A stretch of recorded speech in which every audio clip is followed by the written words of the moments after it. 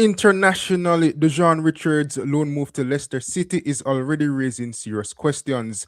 Is this a real Internationally, Djon opportunity, or Richards. is he already fighting a uphill battle before he has even settled? Kahim Dixon is heading back to Charlton. Corey Anderson is out on loan, and Bailey Kadamatieri has officially signed for Wrexham. Moves that say a lot about where Jamaican talent stands right now, and the headlines just keep coming. Reggae Boy's job was mine, not McLaren, says Steve Bruce. That is already turning heads and sparking debate. Who really deserved the job, and what does it mean for the future of Jamaican football? Locally, Craig Butler is back in the headlines, buying Denzel McKenzie back from Cavalier, a move that is already splitting opinions and reigniting debates about power, player development, and control in Jamaican football.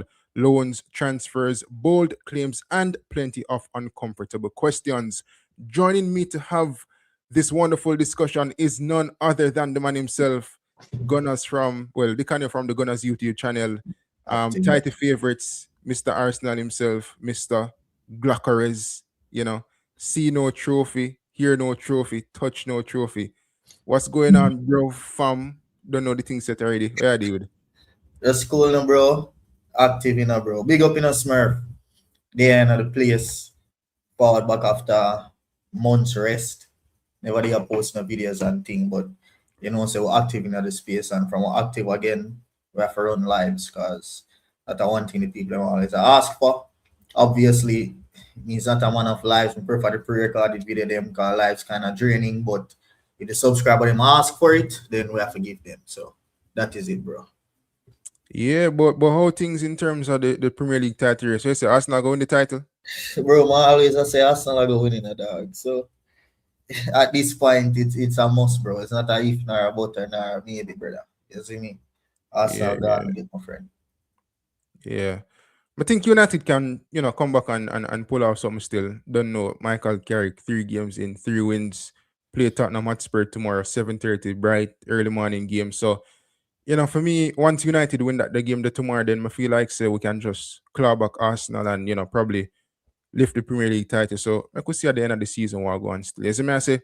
But in terms of the football, locally, in terms of Reggae Boys, so many things to talk about in terms of some of the things that we have seen in recent days and weeks. Steve Bruce coming out saying that he thought he would have gotten the Reggae Boys job, right? We see Craig Butler and the whole Denzel McKenzie situation reuniting after a big turmoil last year in the summer, right? Him leaving via Phoenix United, that would have been relegated back to tier two. He would have left, joining Mr. Speid, now the national coach for these two upcoming games, right? In the playoff against New Caledonia. And well, at least if they beat New Caledonia, then they'll face off against DR Congo, that did well, relatively well in the recent AFCON tournament, right? In January. Leon Bailey going back to Aston Villa. We see Kaheim Dixon, his loan being cut short. And then the big news, Dujuan Richards leaving Chelsea under 21 to join Leicester City in the championship on loan for the rest of the season. And after signing, Leicester City was deducted 6 points, leaving them just above the relegation zone, keeping them there only by goal difference, right? And they have a big game against Birmingham tomorrow. So again, so many things to talk about. Nicardo will be joining us. But where do you want to start off first in terms of all these, topics and hot topics, whatever the case is? Bro, whole heap of topics that we could just start off with the order we have. I mean, well, there's no specific order really and truly. I think the first place we can start off is I would say, yeah, I could start off with the big news in terms of Dujon obviously joining Leicester City. I think in terms of the January transfer window for Reggae Boys Plus, that would have been the biggest news that everyone would have reacted to, even more than Bailey Cadamatiri leaving Sheffield Wednesday. That was in a bit of a financial difficulty, and joining Wrexham, that they have been doing well ever since Ryan Reynolds has invested in that club, right? What are your thoughts on the Dujon move from Chelsea under 21 to Leicester City? I think it was needed, to be honest. It was either French League or Championship. That's where I thought we'll be able to see the best development of Whisper. Obviously, French League is a whole new adaptation that you would have to go through. So the championship would have been ideal. And I think I like the Leicester move for a variety of different reasons. So the first reason, obviously, there's Bobby Reed there. There's a face that he knows, right? And not only just a friend, but also an experienced head that is going to be there and be able to guide him, show him around the place, make him know when he want to right or wrong, right? And also the team that Leicester is. Leicester is an ambitious club for their level, right? They are former Premier League champions looking to get back into the Premier League. They have ambitions of doing that, and it shows with the signings that they made. I think the signings that they made were very smart signings, getting experience in the form of Lascelles, and not only Lascelles, but also getting an attacking impetus. So the Mavar youth to then get along with Whisper. And also Joe Aribo. I think that Joe Aribo signing is going to help them a lot because he's so versatile. He can play in the midfield, he can play wide, he can play false nine.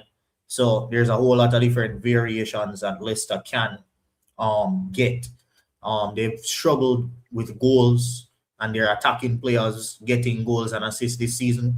And I think that added leadership and those signings are definitely going to help them. So an interesting thing with Whisper, though, before I'm going to give you the floor again, is the fact that the coach mentioned in his pre-match press conference that he sees him as a player that can come off the bench and give damage, right?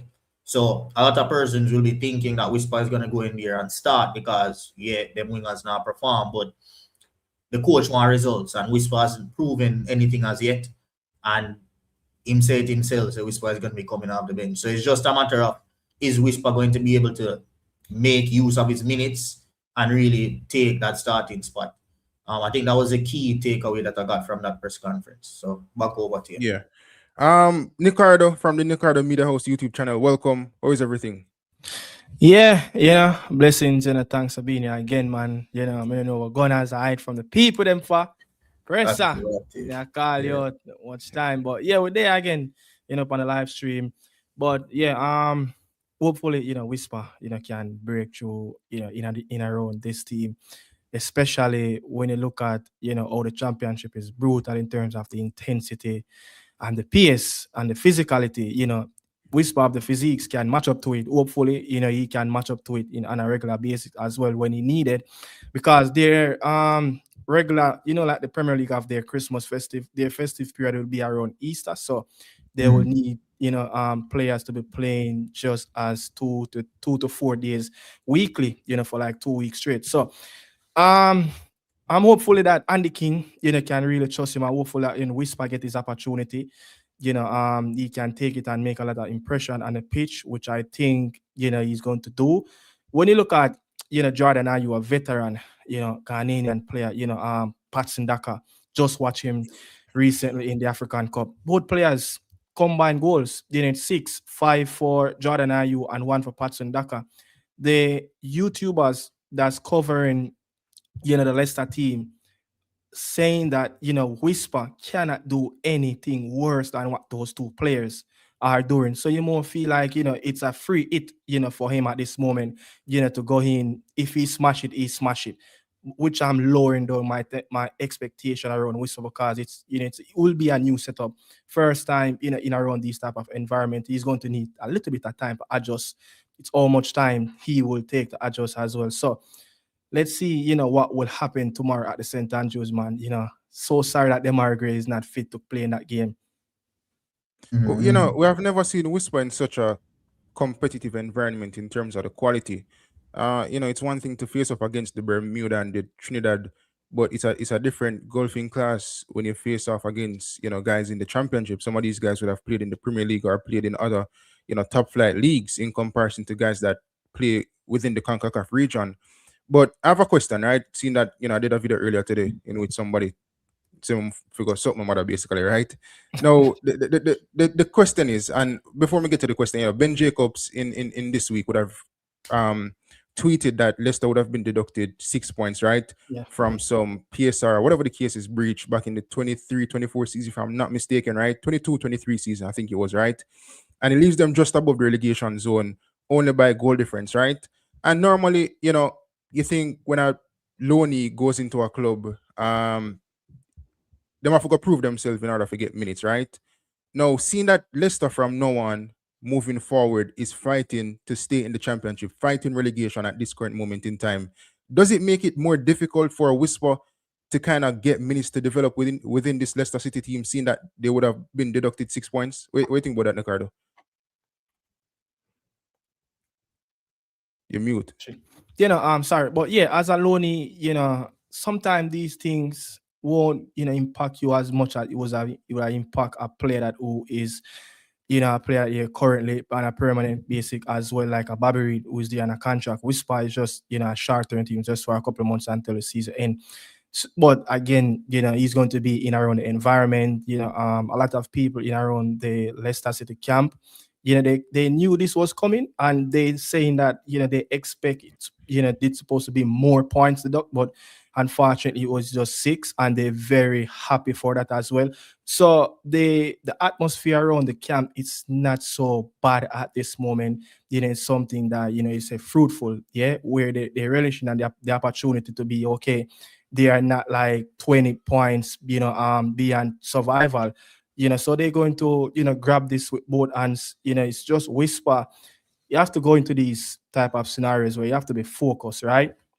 For what is the goal, to help yourself in this, because you have to be a little bit selfish when you go out on loan, because, you're going out there, you want to impress, but also you want to help the team, because if the team But again, does it make it more difficult in the sense, let's say that Whisper went to a Wrexham, right? Yeah. That they're doing relatively well in the championship, right?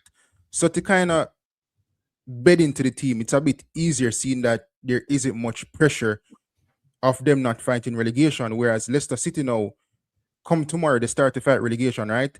So it's like, no, listen, it's like with him being a lone player going there, what is the expectation of him? Where does he get into this team? Do they trust his ability that much? Can he add anything to this Leicester City team? And I asked the question recently in a video as well. With 16 games left in the championship, right? Essentially, Chelsea sending Whisper out to develop and experience first team football in a competitive environment. Dicanio, how many games out of 16 do you think Whisper will play with 16 games left back in the championship? And how many minutes?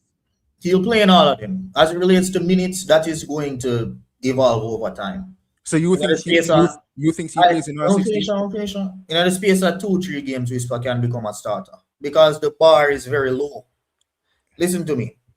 Just because points were deducted, that means there is going to be a relegation battle. 16 games is enough for them to find themselves in a position where they were before, right?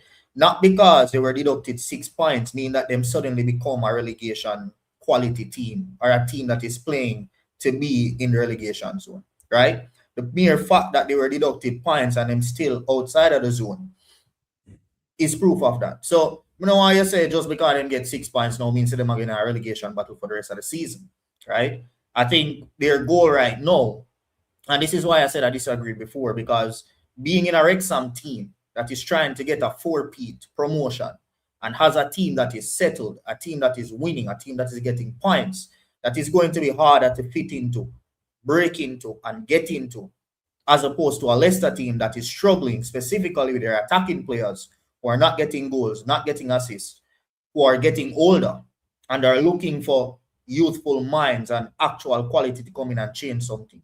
So generally speaking, it's going to be easier for him to come into this low pressure environment. The fans are not expecting that much, especially since there's a point deduction. So it's going to be a very easy environment for him to go into. I have to disagree with you on that. But you don't think if there's a team in the Premier League that sits 17th in the Premier League table, 6 points above the bottom 3, you don't think that's relegation form? The Premier League. I mean, Leicester City was literally.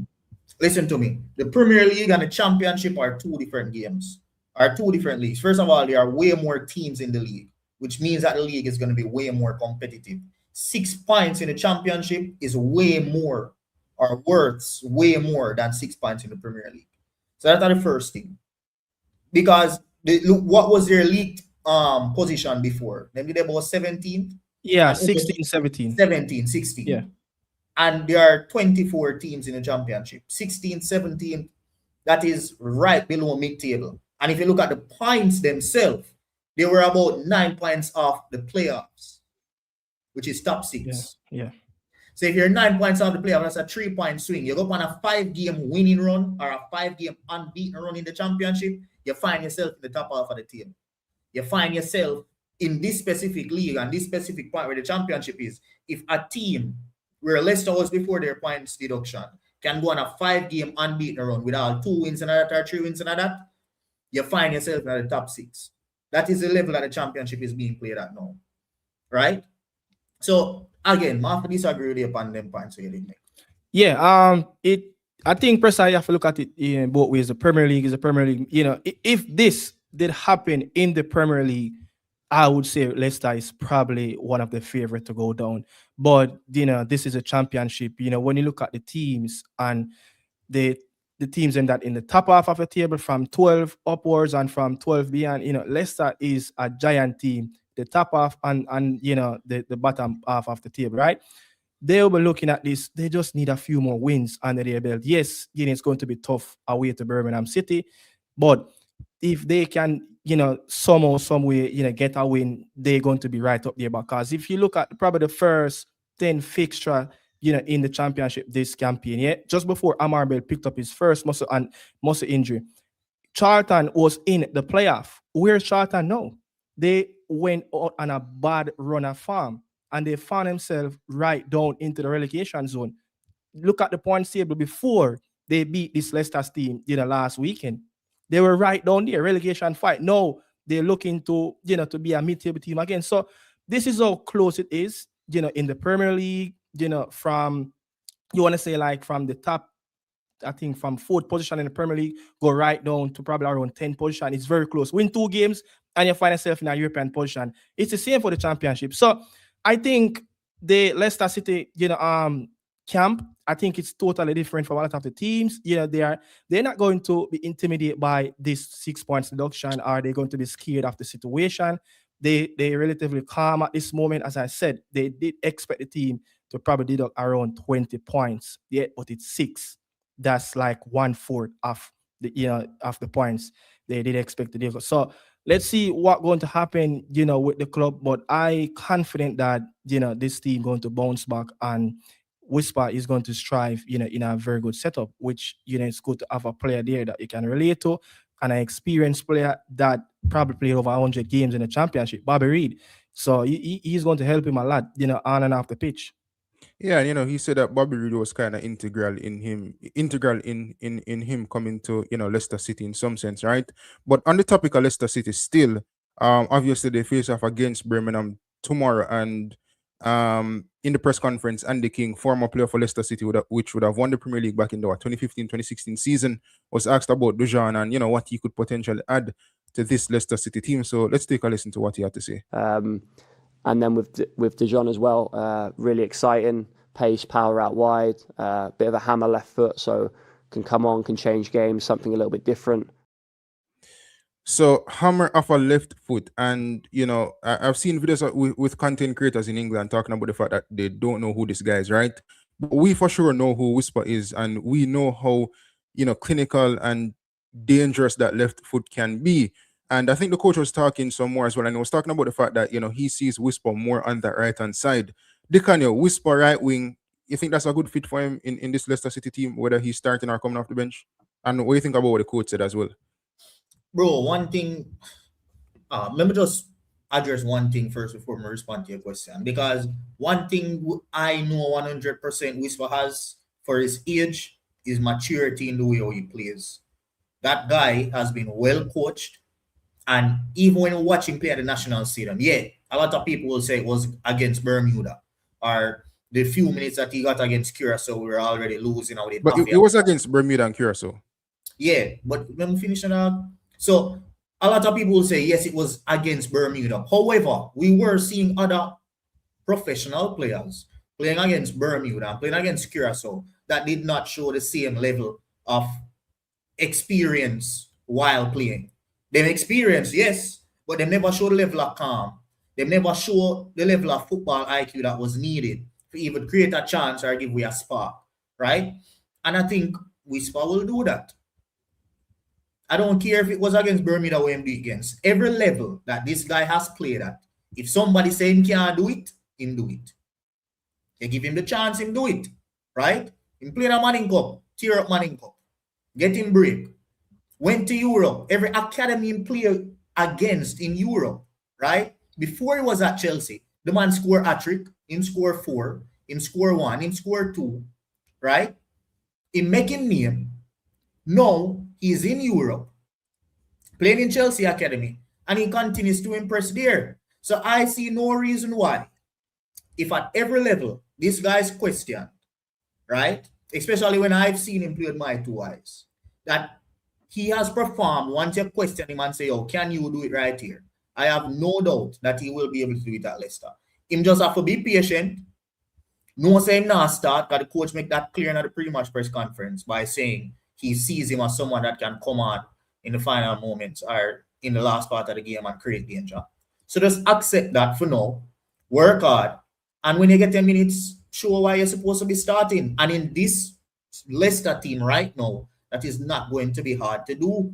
You come on and you get the assist, more than likely you're going to start the next game. You come on and you score, way more than likely you're going to start the next game. Zine, it's not very hard to do now because your attackers have not been doing anything all season. So if he comes in and he's influential and he do that for 1-2 games straight, the third game is a starter. And I have no doubt about that. I mean, you trust Whisper a lot. Not that I don't trust him, but, you know, we'll have to wait and see.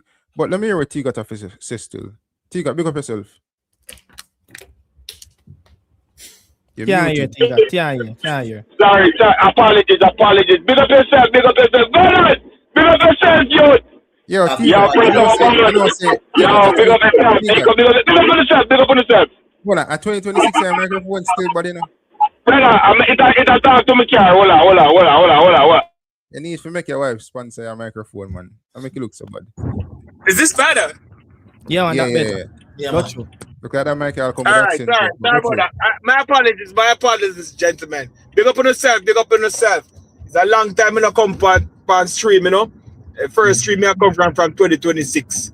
You understand? We can't see my favorite podcasters, them on stream and I run on. Yeah. So we don't talk about Whisper. Yeah, and playing. Yeah, you know, talk about Whisper and playing. Well, as Presser do already, you understand, because we discuss certain things. I think Chelsea throw Whisper a lifeline, knowing that his contract, 6 months I run off of him contract right about now. 6 months left for him contract. Him get a lifeline, go up on loan. You understand? Him have to go impress and impress fast. You understand? Him have to impress and impress fast. Meaning that if you don't get a chance to score, try to assist and try to do something positive. Try to influence the game. You understand? Get a couple months to do that. Just do that. You understand? Keep out of the media. You understand? Keep out of the media and just focus on football. Because right now it's a lifeline they get. Bro, Whisper for no say it's a lifeline him get right now. You understand? Injure, take him out for a good while. Because maybe if he never get injured, him then get loaned out a long time ago. And maybe him could have impressed one team. Right now, his time limit on a team is very short. Him get 6 months to impress. You understand? As me hear Gunnaz talk before, maybe you don't be a starter, but if you get 15 minutes, play like at the end, play entire life, play everything where you know. You understand? Play to instructions and see if you can make an impact on the game. Even if you don't score, try to assist, try to do something. But you understand? Come back in a defense. I have a question. I've heard this thing about the contract expiration. Is that confirmed? Is that true, or is just? Yeah, man, in contract and Yeah, but how we know that? How we know say that true? I asked somebody close to him in the past week when in contract and him. Yeah. So him just have to just impress and impress good.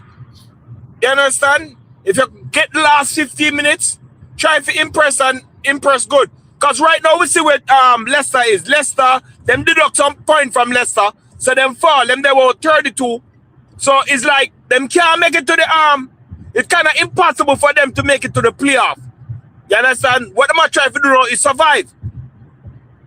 And so it's not easy for him right now because Leicester play for survivorship, for staying at the championship. You understand? So everything weird upon him, you know. Him say him going to score a goal. You understand? If you not get no goal for score, my brother, try for assist. That's all I have to say. Yeah, I mean, you know, listen, you know, there was a specific video on TikTok, right, where somebody was giving their opinion on Whisper, and you know, essentially must say like him could have predicted this was going to happen and whatever the case is, and I kind of find it strange whether or not Whisper contract is ending in 5 or 6 months time. I've seen different respective players from different clubs go out on loan, right, and everybody praise it because them are go develop essentially, right. Ethan in 1 year ago, Marseille recently scored his debut. You know, Hendrick Gondonga, no, Hendrick Gonna Leon and bag couple goal and assist recently, right? And I'm sure that's helping in his development. But when it comes on to Whisper going to Leicester City, you know, some people see it as a bad thing. And I think that people must look at this as a journey in football. We've seen some of the greatest players, they never have the best of starts. You look at even recent player that we used to play for Chelsea, Edward Mendy. Where them buy this man from? If you look at his story, he wasn't no top flight goalkeeper before him go Chelsea, but him just work hard, hold him head down. I think was in France at one point in time. Then buy him N'Golo Kante when he went to Chelsea. No, before he went to Chelsea and before he went to Leicester, N'Golo Kante was unknown in football, you know.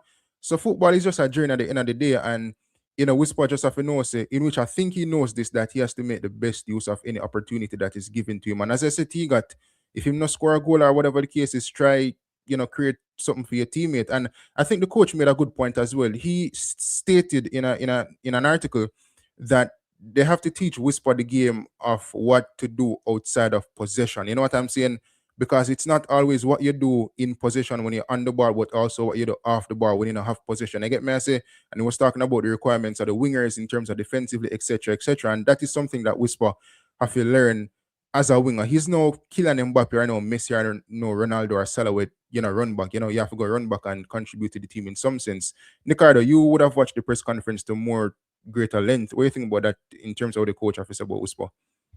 No, you know, I see similar traits. You know, I think earlier out in the U21 campaign when he was at Chelsea, I think it was City they played at home in London. And I remember vividly I was watching that game and the coach constantly barking at Whisper, you know, get back, you know, intense, you know, more pressure, more, you know, I'm not, it's not like quote to quote, but things like that, you know, he's saying to Whisper, you know, moment the ball break in the attacking third, you know, the coach, you know, start to bark at them again. And also at Dujuan, you know, get forward, break, space, you know, so things like that. So, I mean, it would have been in his development at Chelsea, you know, have gone through experience like that before, but this going to be different. You know, this going to be in a championship. You know, the moment you give someone, you know, a bit of space, you know, at the senior level, you know, you don't know if you can really catch him back. Yeah, it's going to be tough, you know, for Whisper, you know, to really let loose, you know, or make defensive errors, you know, in the defensive third, which that's not his game, but he's just going to have to really cover up on that end as well. But pretty into the question that you asked, Gunnaz, the right wing, yeah, if that's a good fit. When you look at the Ghanaian, what's his name again? Fatawu, right? Abdul Fatawu. You know, this player, each game he played in, you know, he's a starter in the game, 30 games, 30 start. Yeah, this is someone that played over 2,000 minutes. So it's going to be tough, you know, on that right-hand side. You know, he's already contributed around 1/4 of the goals that Leicester scored, you know, in the league. So on that side, you know, it's I can't see Whisper really get a breakthrough on that right side because this is a player that since the year started, you know, is yet to really bench a game, you know, coming off the bench. So I'm more look at, you know, as I said, Patson Daka, Jordan Ayew, you know, those two players are not the most prolific this season. 6 goals combined between them. I think Jordan James, attacking player, current, I think he's out. You know, he normally comes on in games, sometimes starting in number 10 position. That's a player when he get back, where he's going to play. Will he play in the number 9? You know, I think probably the number 9 situation, I think Whisper can really break through in that as well. Mavidi, that player out on the left-hand side, not so prolific, but still good. You know, look at how Leicester City really scored. Look at the goals that Bobby Reed scored, you know, in recent times. You know, it's like a sweepstakes, you know, off either wing coming off, you know, Mavidi or Fatawu. So they're typically a team that make transition games down or either both flanks, and the late runners into the box. I've heard, I think earlier this, when the show started, Gunnaz was talking about the critical players in that central department, and you guys were talking about Aribo coming over from Southampton. You have other players like Hamza Chaudhry currently out, but Oliver Skip, he's going to be critical. You know, he's like the donkey for this team. So if he's the captain first, right? Yeah, I think he's one of the captains. So, you know, if those players in the midfield can really get back and bring that, you know, that glue in that midfield and that steel, then, you know, when players like Whisper coming on onto the pitch, you know, in the second half of games, which Leicester City scored more goals, it shows in their stats that they scored more goals, you know, in second half of games, just, you know, a few decimals, you know, ahead of the goals that they scored in the first half. So they show that it's a little bit of a second half team. So Whisper, again, as the coach said, can be a game changer. But on that right-hand side, it's going to be tough. But I see Whisper really can break through as a 9, which I don't know if he likes to play that. You know, he kind of give me that that Rashford attitude at times. Like when he's playing down to the middle, it's like he really don't want to play there, but he just have to play there at times. But again, let's see what's going to happen. But as what Tiga said, man, 15 minutes, 10 minutes, 5 minutes, you have to leave an impression on the pitch. You don't want to slip up. What Kahim Dixon did, yeah, played regularly in the campaign first half, but still, you know, cannot get in because he was inconsistent. But Leicester City, I think this is different. They look at him as a high-profile player, and they look at his education background, and, you know, have Chelsea on a CV that will probably buy some time, you know, for him, and look at where, you know, he's coming from and coming in and out from Jamaica into Europe. So they look at all these things that, you know, what his development. So they're going to trust his development and trust his ability on the pitch. And, you know, they will give him the time, the 16 games. I think he will play probably 3/4 of those games as long as he stays fit. I have a big controversial question. Do you guys think you could see Whisper back? Or do you guys think you could see Whisper in the Jamaica Premier League in a short space of time? One of the wouldn't be it's a question. I think no, hold on. It's a valid question. No, but your question. Watch us now. Watch us now. Man contract around out with that. No. Whole 3 hours, I got ignore the question. No. I'm just saying, if one contract run out, then maybe it's a possibility. Next. My point My point is, I'm so confident that Whisper can do it once he stays fit. Because if Omar Hutchinson can do it, he can as well. I look at this similarly to the Omar Hutchinson situation. Going into a team in the championship, having to prove yourself. And the thing is, him just have to prove himself to an extent to get a next permanent contract next year. You see me? Your contract up now, you just need to make sure you still play professional football. We don't want to see the man go so now, books. Finally, I play big man football and then next season, him gone back in our academy. We want to see that continuous growth. We want to see him continually get contracts in Europe with good teams, unless there's a good team to be at. Training facilities are the best. I want to say best, and even talk about in a championship alone. Yeah. Leicester City has some of the best training facilities in the entirety of England, right? So he's at a place where he's going to be comfortable. He has familiar faces. He has experienced players that are there to help him. And he has the fucking quality. Zine? So it's a no-brainer. They have attackers that are not performing right now.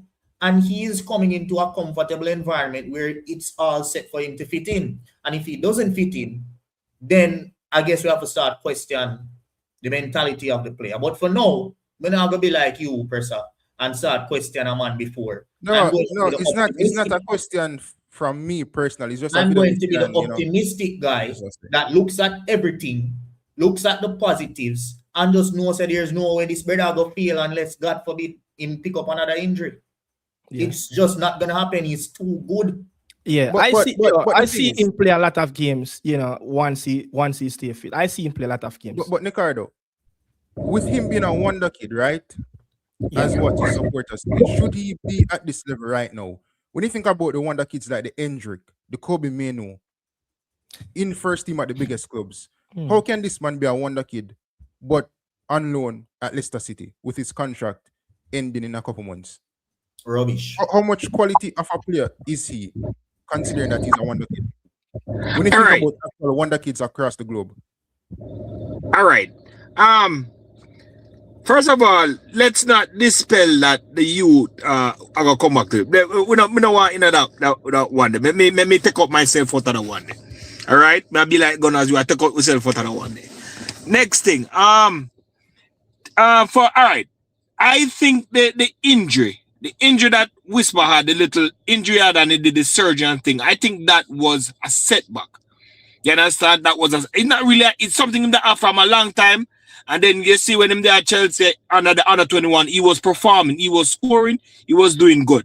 And then he got to look at surgery, and that take him out for almost a season. You understand? All right, fine. The thing I like about Djon is that he has confidence. You understand? Yeah, in believing in himself, in believing in talent, and in believes him can do it. And if you want to believe in himself and he believes he can do it, that's a big plus. You understand? Him feels everything up on the pitch, him can do something. Man, you say him play for Jamaica? Me not lie, you know. Him play good for Jamaica, you know. Him play smooth. You understand? Him have a swag. You understand? Him play like him play like him dead. Him play like him a big baller. Him confident himself. Him not rush it. Him take him time. Him take him time and him knock the ball and him do what him supposed to do. You understand? And that's a big plus. That is a big plus for him. So I expect him, as I said, I expect him to do well. Focus and just do well. You understand, for himself. So you understand, him can get a permanent contract. You understand? What I would do, this is my opinion, and a lot of people might say, yo, Tigat, you're an idiot. The game coming up in March. If I was Djon and them called me, I tell them, say no. You understand? Let me focus on Leicester. Right now, I said me can secure my bag. Secure a career, because I have a family. I said me can secure a permanent move. The fans might say no and say, yo, I idiot thing that you're talking about. Yeah, but right now, let me try to secure a career. That Mario Chin to do. Yeah? And that Mario Chin to do. Remember we do Exactly. Because guess what? At 21, the national team are going to still there. The next 5 years, everybody are going to depend on you. You understand? The next World Cup cycle, everybody are going to try to depend on you. You're going to carry the weight of Jamaica on your shoulder. Somebody strongly disagree with Watch your style. You see what Tigata say? Hold on, Tigat. You see what Tigata say? Is 100% the best thing Whisper can do. If I am in Whisper's shoes, forget about Jamaica for now. You're a player in the position that Whisper is in right now. You don't want a national team call up. You have 16 games to prove yourself and get a professional contract. Now, as a fan of the Reggae Boyz, and as somebody who wants to see the Reggae Boyz do good, if Whisper get the call up, I hope he takes it. Is it going to be the best thing for him in his career and his progression? I don't think so. I agree with Tigat. Because many players have shown that. Mario Chinson himself has done that. When he get the call up from Jamaica, never take it, and his excuse at the time was not saying he don't want to play for England, but because right now is an unstable time of his career in the academy and he want to make a first team. He want to get him first professional contract with a club. That was his excuse at the time. And he went, in grind, in find himself on the first team, and he no come back out. one thing that we've seen is consistent with a lot of these Jamaican players that find themselves at a certain level is that when they're in rhythm and them left out of that camp and fought at the Reggae Boyz camp, remember the championship is a thing when it continue play even when there's an international break. See? So a lot of the times when players find themselves and miss games because they might represent their national team in that league, them find say, when them go back, them lose the momentum when they did that before, or somebody else going at them spot, play some good performances, and start games over them now. So again, a lot of people might not agree with Tigat, but I agree with him. The selfish move for Whisper would be to not take a call up. Do I want him to not take it? No. Because I want one for the year and try to help him get to the World Cup.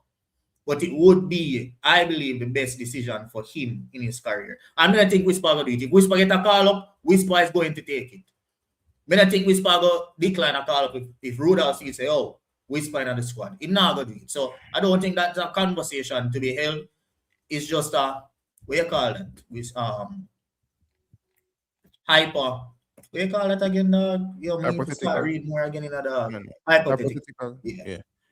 I mean, Tiga make a point. Somebody flexing at the comment section disagree. Him say Tiga ta idiot. For me, should he take the call up or not take the call up? I would go with Tiga and you in terms of not taking it. I think now's the time where you just settle down and work on your game and develop, impress the coaches down at Leicester.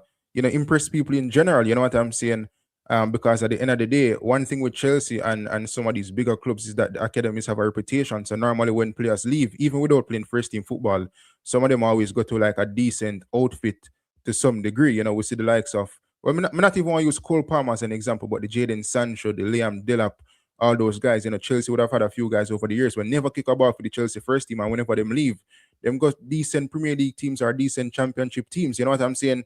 So Whisper is a talent, his name is around in England, people know of him, people know the quality of Whisper from what him doing at the first season. So it's just about going into a different environment, which is more competitive and showcasing something in 16 games. Or how many games, how many ever games you play within those span of games, and come summer, then your next move, Yes, and Presser, let me finish. You see, if Whisper turn on the call, that's the answer, if him saying get the letter, and he must say, we get a letter, would you go blah blah? I must say, he must answer to the team, management team or the coaching team. Right now, Leicester is in a dark fight to survive. And I want to be in the dark fight to help them survive and stay up. That will leave an impression on them. This is him committed to the club, and him a fight for stay for the club, and that will leave an impression on the club. You understand? It will leave an impression say this man you want to stay. Not only for build up in development and stuff like that, but leave an impression say this man you really want to fight for the club. He want the club to stay up. Jamal Lowe did that as well one time. Yeah. So people have to look on a whole heap of things. You understand? 6 months left for my contract, brother. I'm impressed. I'm impressed. Any means, anywhere, I'm impressed. Want to get a permanent deal. You understand? Listen, people fight. Whisper can't left out of Jamaica side. Let me tell you that. Because if Whisper say Whisper go to Leicester, him don't play the 2 game. And Jamaica qualify for the World Cup. And Whisper impress at Leicester, scoring a bag of goal. You feel if the World Cup side that pick, you think that them not left him out? No, man, look at it. Eruption out, man. Exactly. You think them not left out Whisper? No, but they couldn't left out if Whisper a champ for Leicester and a score goal for Leicester and Jamaica make it to the World Cup. You think that them could have left out Whisper out of Jamaica side? Let's look on it, brother. I'm just look on it. Whisper have the angle right now. So I really get what everybody has said, especially the panel, Gunnaz and Tiga saying that it will be the best interest of Whisper to fight for a spot at Leicester. And it will leave a better impression as well, if Andy King is a coach, during that time as well in international break, it's up on us. But I will stand corrected on this one as well. Gunnaz, I think the championship go through the international break. I think it's League 1 and League 2 only do so. But I stand corrected. Anyone can really correct us on that. But you know what they do say about a lone player at the end of every season if they do impress. right? You know what the famous saying is? Don't fall in love with a lone player, but if him impress are Yeah. the best thing that, bro. Because guess what? Him not have to go back to Chelsea. If him impress and Chelsea don't want him, there's going to be another club that wants him. Performances gives you that. If you go back to your parent club and your parent club say, yo, you have history about you to say, yo, I can perform in this league. I have performed in this league. And want to move to another club, and clubs will they will want him age upon him side, talent upon him side, and past performance it would have been on his side. But I don't want to fear overthink this just because I whisper in Jamaica I'm come from. If I did one next footballer, whenever I have no ties to Jamaica, would I look on it the same objective way? So I don't want to switch up with thinking just because of Jamaica and because I whisper and because emotionally connected to this type of player. And the same thing goes for any other professional player out there in any academy. It's the same storyline. You move from your parent club, you go to a championship club, two things are going to happen. Your parent club, if you perform, your parent club are going to want you in the first team, or your parent club are going to want to make as much money off of you as possible. But let me say this on that point before we move on, right? I can say this clearly and very bold. Whisper doesn't have a future in the Chelsea first team. I've never thought that Whisper was ever good enough to make Chelsea first team. And I remember coming out years ago when them even said Whisper better than Nicholas Jackson. I found that quite disrespectful, you know. Whisper isn't even at this moment in time quarter of Nicholas Jackson. You know what I'm saying? So eventually he must go leave. And I think maybe this summer is the time where he will have to leave Chelsea and find another club where he can, I guess, nurture himself or just, you know, hit the ground running and move forward. But on the topic of transfer still, Tiga, you have a very great interest in Kahim Dixon, right? Because you always ask about Kahim Dixon. And we see where Kahim Dixon was at Crawley Town recently, and he was recalled from that loan. And I want to play a video clip from the Crawley Town coach, courtesy of... Yo, man, where you come talk about me have a vast in all of Jamaica player. Leave me alone, you. Courtesy of Nicardo Media. So let's take a listen to what the Crawley Town coach had to say about Kahim Dixon. Well, not really Kahim Dixon alone, but just some of the signings that didn't work out and that would have went back to their clubs. It's a good question. Probably not, but change was needed. I think that was clear to see. Change was needed. We before we made the changes and signed the players, we'd won 4 games, and I think we had 2 clean sheets all season. It's not acceptable. You know, our attacking midfield players had 5 goal contributions in half a season. It's not acceptable. You cannot do anything with that. You know, you've got to make sure that your attacking midfield players contribute more to goals. You've got to make sure that we keep clean sheets. You've got to make sure that we're present and we're winning more games than we have. And the reality was that we wasn't, and change was needed. It just so happens that I've got a brilliant chairman who was happy to make them changes and felt it was the right thing to do, which meant that maybe we're probably a win. Who was happy to make them changes and felt that it was the right thing to do, which meant that maybe we're probably a window in front of where we wanted to be. But that's not a bad thing. It's a good thing. Unfortunately, in football, things change really quickly. Things happen really quickly. And I had to make tough decisions, but it was for the good of the club. And I think already with what we've done, even in the last 2 games, it's clear to see that we're improved with the players that we've brought in. Nicardo, you know what they always say, surplus to requirements, right? Kahim Dixon, obviously, not good enough for Crawley Town and, you know, what they're looking for at this moment in time. Talk to me about Kahim Dixon and, you know, his loan at Crawley Town and him heading back to Charlton Athletic.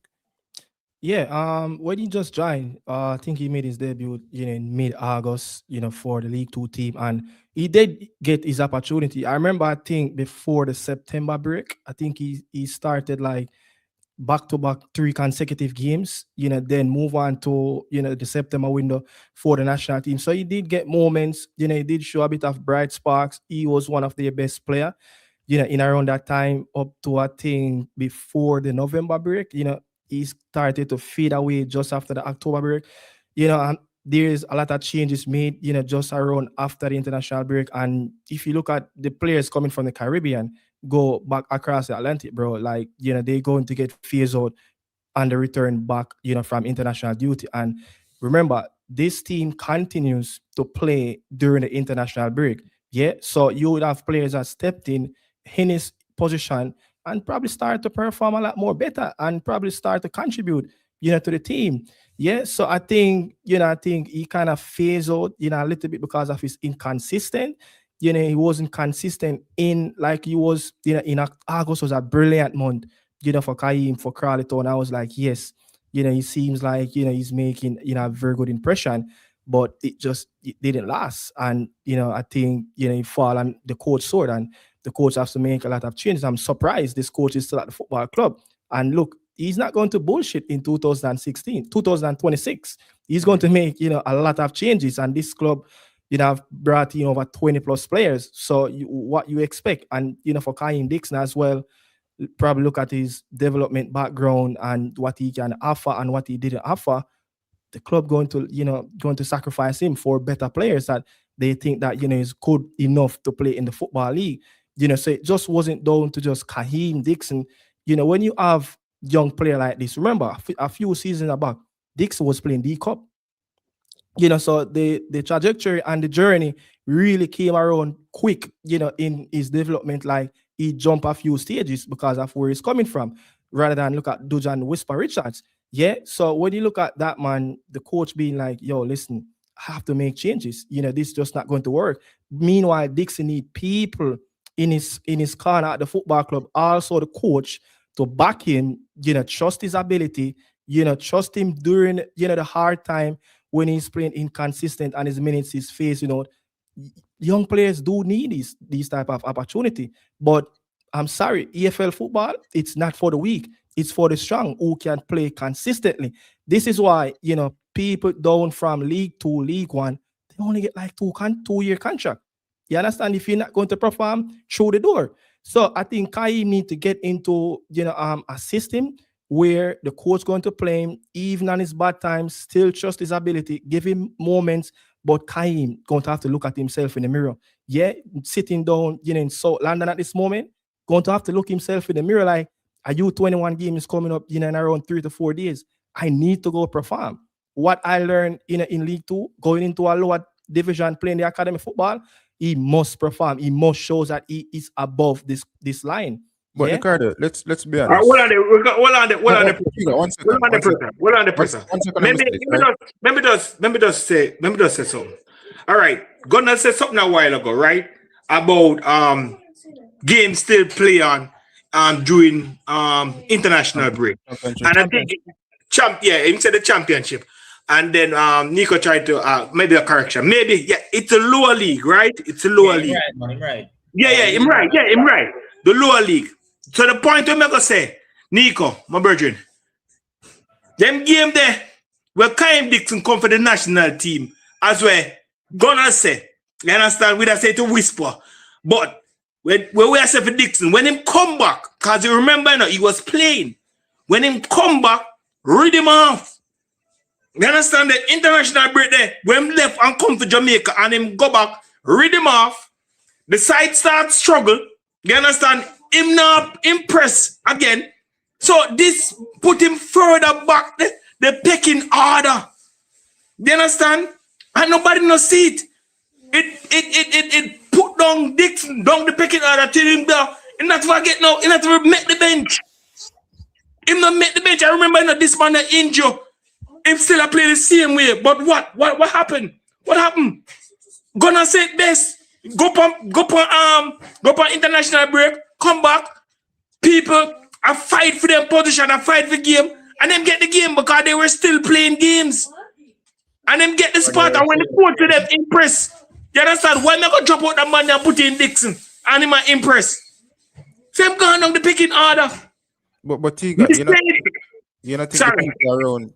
Well, first of all, I think Dixon is a very stupid individual, as well as the people around him, right?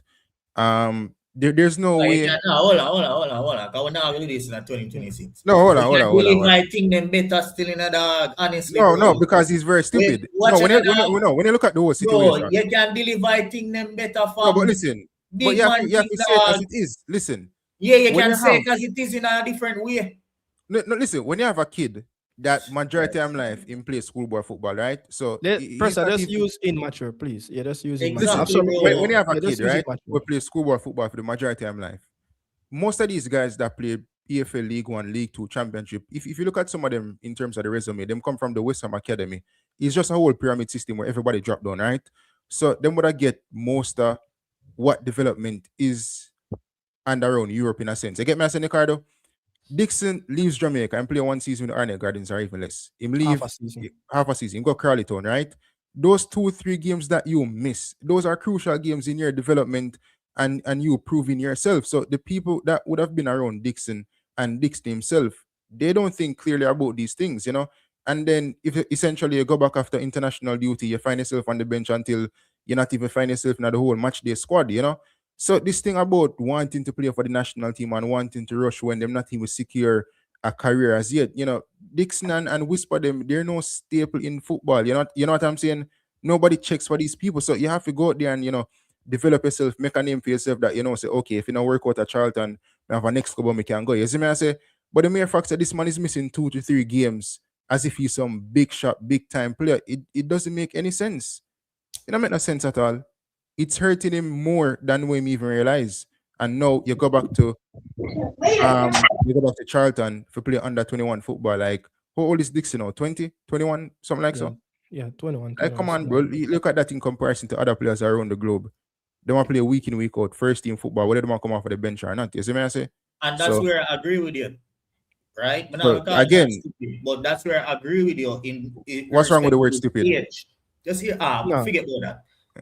As it relates to the man age, 21-year-old in football, and he's going to be 22 this year, I believe. That is not young anymore. Zine, you are expected to be finding yourself in a team right now and establish yourself whether as a bench player or a starter. You're not supposed to, in an academy, you're not supposed to leave alone where you go out to play a big man football. And this pissed me off with Dixon. You leave alone where you go to play a big man football, a comeback, for play academy football, because that's what him coach say him going to do. Him coach never say him going to go at Charlton, go play in first team football. Right? So, where the person did say in the comment section and said they never see him on the bench, that was no surprise, because the coach said in a press conference that he is coming back to Charlton to play academy football, and that pissed me off, people. They should have tried find. I know say Crawleytown never want him no more, but them should have tried find somewhere else for the man go. Because you can't wait about finish up. Because you can't let from big man football in a League 2. And that's why I said the man with it in our conversation, I said him thinking when I left on the bench. It don't make no sense. You can't make a League 2 team. You think a championship you go and make the man them bench. And then the reason why the coach said the man go there is so that him can get minutes for the World Cup games when we are coming in March. No one joke you take Jamaican football for. Because you go left big man football, go play academy football, forget minutes, to come play a big man football, you know, my player match them. But let me ask you this question, Dicanio. That don't make sense in a nowhere else in the world. And a Jamaica alone accept them bullshit, brother. But let me ask you a question. I'm done with that. Which is why I'm tired to clearly state. Zine, said the man that deserve to call up in a match. Because it's nowhere else in football it is acceptable. You look at other national teams, players even where play for them club. Once them fall off a farm them out of the national team. And you don't let them on farm, but accept say, all right, you're there our big man team. You are train week in, week out against big man. We prefer man did there at train and now get no game. Then say, oh, yeah, go back and I go play academy football against some little boy where we know say you go beat up and we know say you go score back a goal them there so and feel like they deserve a call. When you're sure we say in a World Cup qualifier, say you never help with not even a goal or assist. And you go play for your big man team and you have 1 goal and 1 assist in a 16 games. which is nowhere near the form that's acceptable to play for any national team in an attacking position. See? And then they're going to come back and tell me, say, you're going to academy football and feel like say, you're supposed to be walking in this team. That is not acceptable in none of these national teams that we are going to play against. Zine, and that is why I said the man that deserve a call-up in March. Do I rate the player? Do I respect the player? Yes, I do. But at the end of the day, fear is fear. We have no man can blow out the home see all assists one day when yesterday or day after.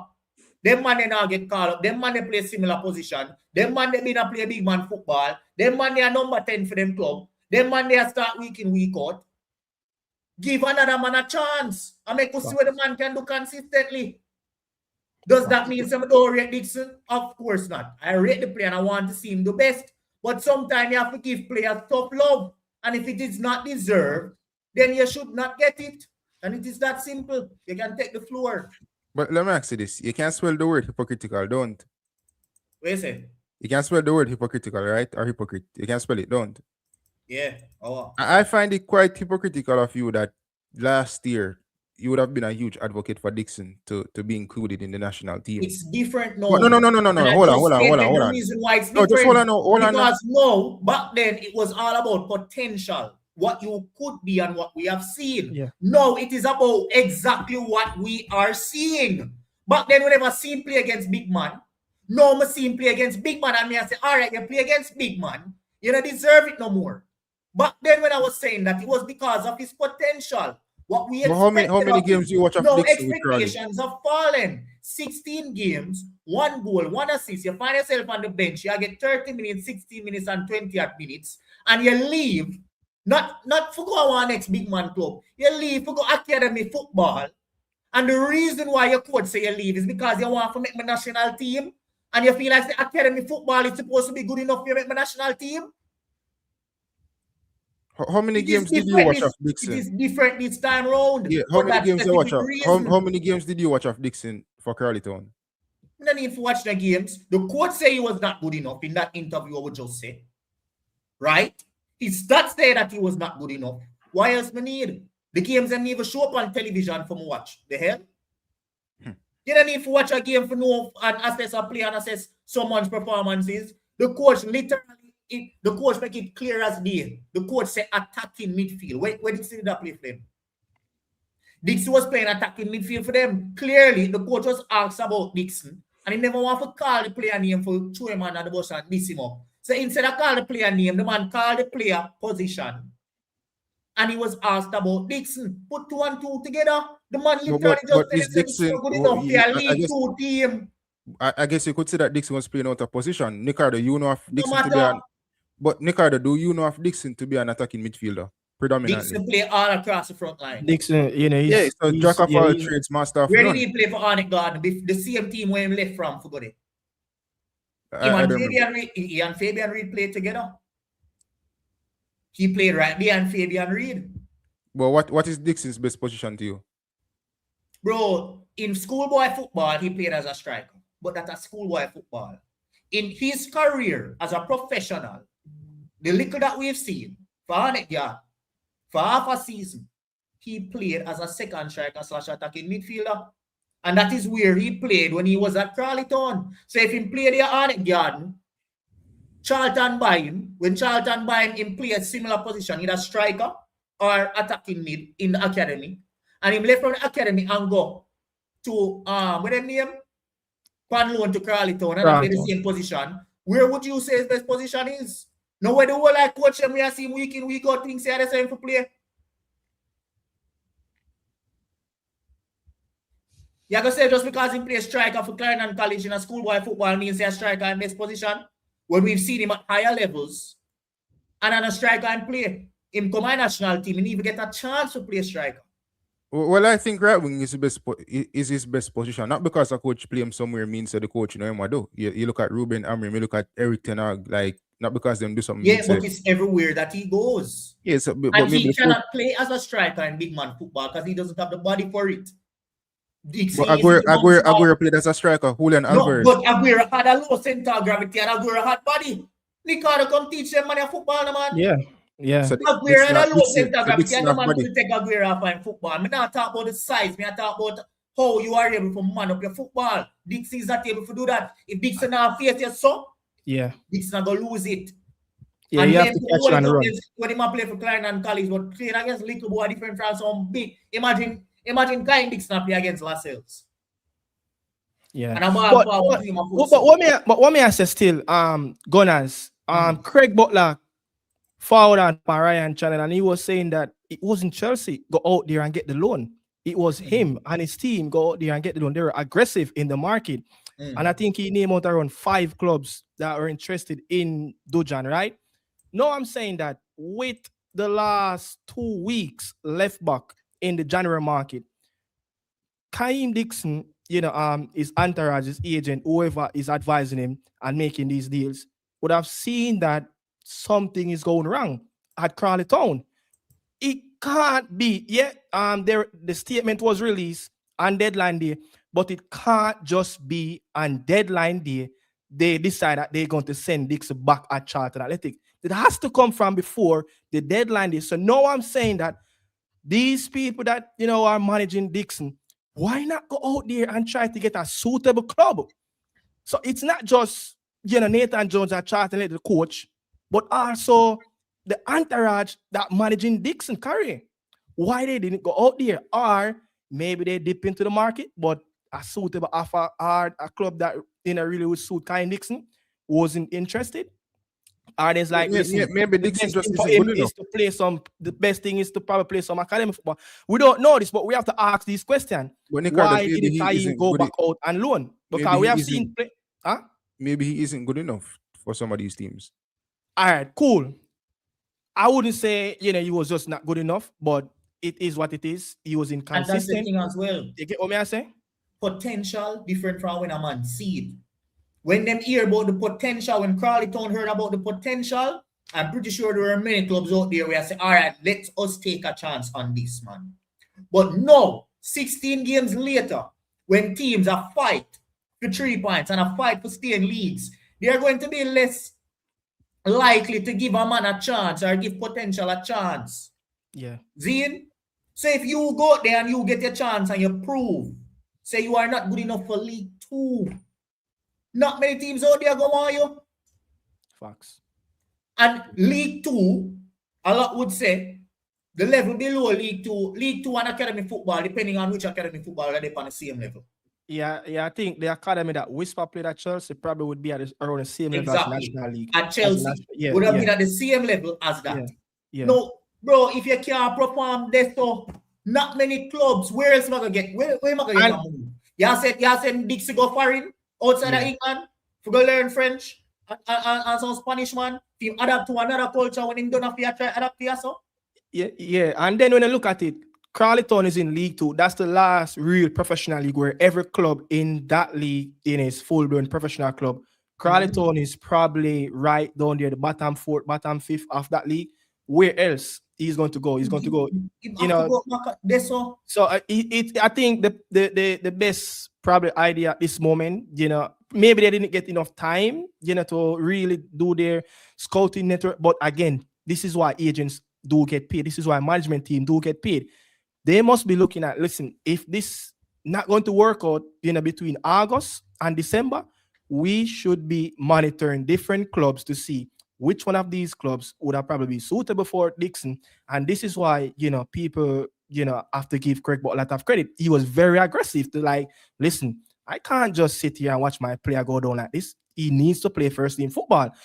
So Dixon, man, I think out of Dixon or Whisper, I think Dixon really needed time, to stay back at his club.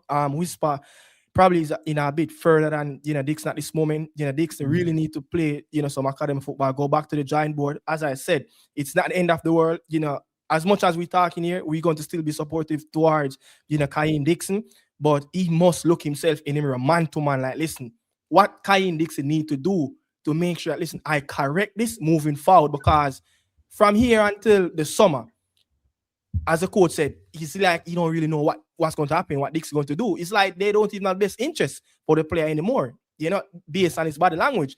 So Dixon have to take it up on his own make sure that listen, all guns blazing at the U21, and he will get a different club, because even in the press conference that Dixon coach at Charlton did, the build up for the Birmingham for the QP again that just played, he said that clubs, the bigger clubs in League One, they are looking at their youth prospect who are not getting the minutes. So I'm like, so why didn't any clubs look at Dixon during that time? Maybe they said, okay, they're not going to take the risk. Maybe he's not good enough. Maybe they need to see more of him.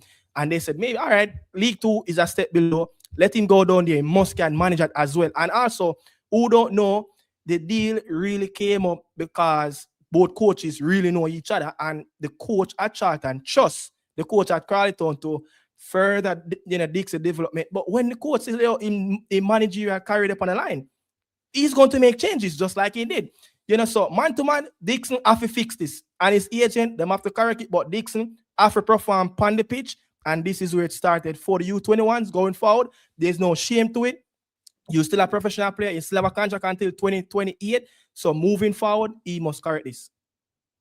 I mean, could we potentially see Dixon back in the Jamaica Premier League? No, I think no. I won't think Dixon will. I think it's a bit too soon. I think it's a bit too soon. What makes it a bit? What makes it a bit too soon? I mean, for me, Whisper is a different caliber of player in terms of quality and name alone. Honestly, we entertain the one day, but we not entertain Whisper one. But we will entertain the Dixon one for a specific reason. It was League 2. Yeah. There are not many more leagues you can go below League 2. If you can't prove yourself in League 2, and remember as well, we have other players out there that were performing in League 2 or League 1. We have Malik Madazil that has interest in playing for us, so we'll be not ignore and not select from Unity Cup. Members of them man where as talisman and star up them league there, they see him exactly there, bro. A League 1 Madazil there, though. League 1. Yeah, just asking tough questions. Exactly. Them man, they all have how much 16 goals and 11 assists. Yeah. In a them type of league there, bro. So 1 goal and 1 assist. Yes, so look at it this way, right? That's the reason why I can entertain. If he improve soon, we can see him back in the JV. So look at it this way. Is it safe to say, barring Whisper that would have went on tours with Phoenix Academy and beat up some of the other team, them, right? And him go, what the academy, what the school name him go? Brickhouse, whatever the case is. Barring Whisper, which I think is a different caliber of play in terms of quality. Is it safe to say that Dixon is in that class of overhyped Jamaican players that would have been sent overseas? Similar to the Tyreek McGee's of the world. Look at Tyreek McGee now. Posting on Instagram, training at the JFF Center, not really playing for Mount Pleasant, right? Being foolish enough to make Craig Butler trick him about him going to Genk. Come on, bro. Tyreek McGee was never Genk quality at no point in his footballing journey. Much less in recent years when Craig Butler took the man from USL and bring him back to a team that got relegated back to Tier 2. And when you look at Dixon, for me, leaving schoolboy football, he essentially play 5 years of schoolboy football, then they play half a season with the Arnett Gardens. What is the true quality within this individual? Like, it's one thing to look good against your peers in terms of schoolboy football, and you're playing at the JPL. I don't think it's the best league in terms of quality. It's nothing to write home about, You see Fabian Reed a couple years ago scored tons of goals at the age of 30 at 40 or whatever the case is. So it's not really a true testament to quality in any sense. You get what I'm saying? So what is the true level of Kahim Dixon? Maybe Kahim Dixon is overhyped if him can hack it in League 1. 16 games, 1 goal, 1 assist. I mean, I never see good bits and pieces from Dixon when him just go. I see him playing at the midfield. Everything was good. Him get a couple chances when we feel like him should have scored from more.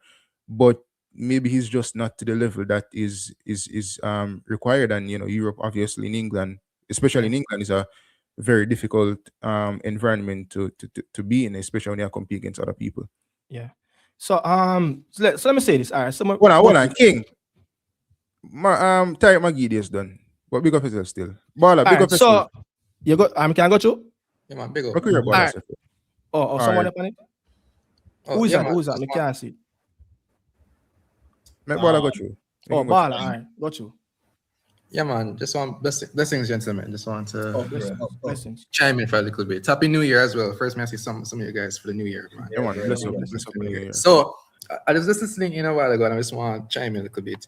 And I think Pressa, you just touched on a topic which I think is very important, which is the I think we as Jamaicans, I think we overhype our local players, our young players especially, a little bit too much, you know. You agree with me? Because I do agree with you, because I really feel like, especially with Kahim was one of those players that left Jamaica as a youngster through the Manning Cup. Sorry, not through the Manning Cup, the Costa Cup with CC. And then he went to Arnett Gardens, did pretty well there. And then he got this move to Charlton. And a lot of us were very excited for him. And we were interested to see how he was going to develop in England and at a decent, well, at the time, League One team. And then they got promoted to the Championship this season. But unfortunately, it hasn't really been working out for him. And I suspect that this is another sign of the lack of development that we just have in Jamaica when it comes to developing our local players. When they go abroad, they don't really seem to hack it. And then they come into a situation where they end up falling right back into the JPL, and, you know, they don't reach the potential that we as locals think they have. But in reality, the people in Europe who have better knowledge than we in football, let's be serious, let's be honest to ourselves, can see that the player is just not going anywhere. Right, and he is 20 or 21. I mean, that's a bit late. That's a bit late. Yeah. I mean, and it's young in general, but as a youngster in football, that is very late. I mean, Max Dauman just signed his professional contract at 15, or a semi-pro contract with Arsenal at 15 years old. It's a pre-contract. Right, a pre-contract. Yeah. At 15, but he's made first team appearances this season already for Arsenal at 15. Yeah. 15. We were all in high school or study for CXC, right? So there are levels to this.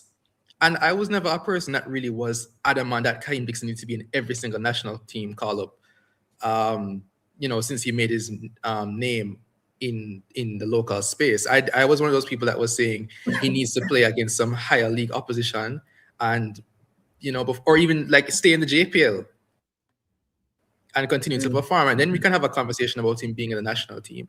But it was like they were trying to force him in the team almost every single squad. Every single squad you see him in, he's in there. But why? He never really deserved to be there on merit. And I like the guy, you know, he's a Christian and I can tell he's a good youth.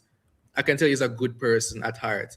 So this is nothing personal. It's just about the footballing ability. And I think he's talented, but is he talented enough where he can take that next step, that next level, you know, where he can maybe go on loan to Leicester like a Whisper.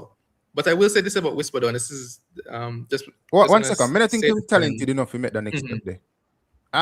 We hear from you already, person. Hold on. I don't even think...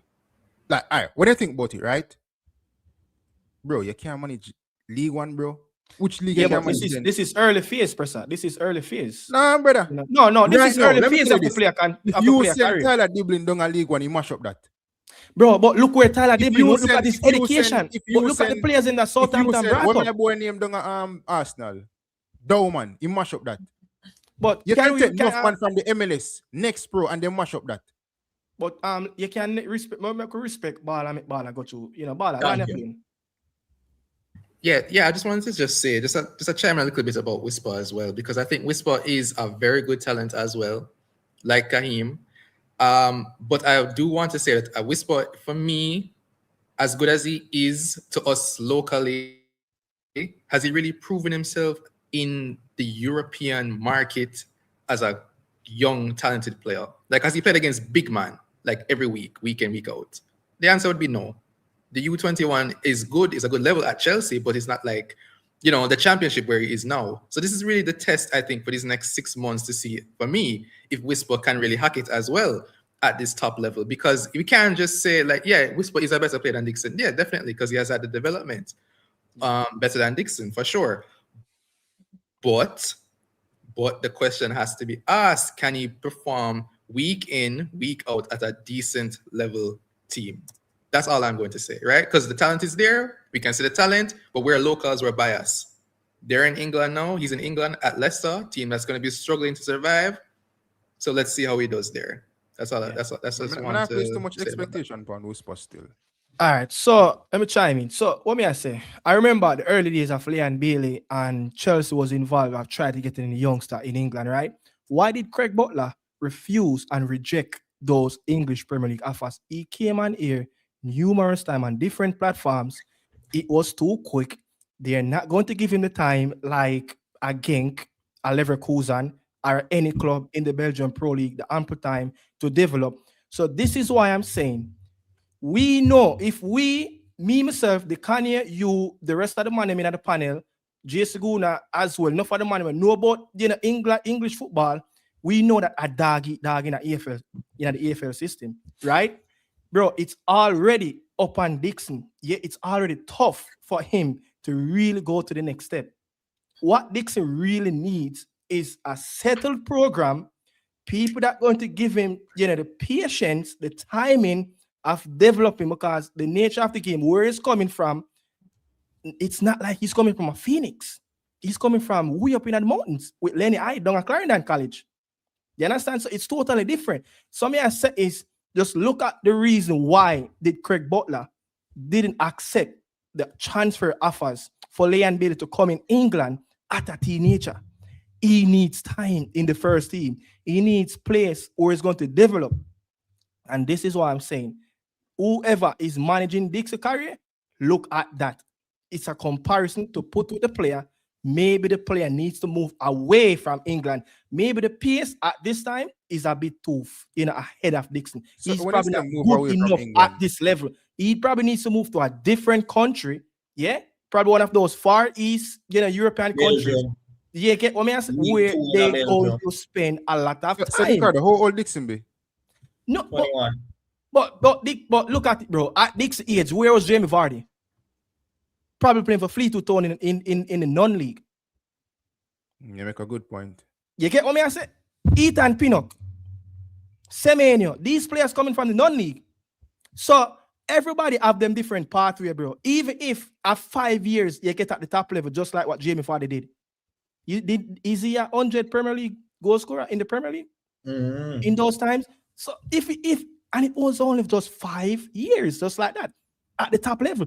So I'm saying that if he can take 2 years out of 21 and say, right, all right, 23, 24, I need to be kicking on. So be the case. It's going to happen. The good thing for Dixon is that he has 1 foot. The good thing for Dixon is he has 1 foot through the door. That's where a lot of people now have it.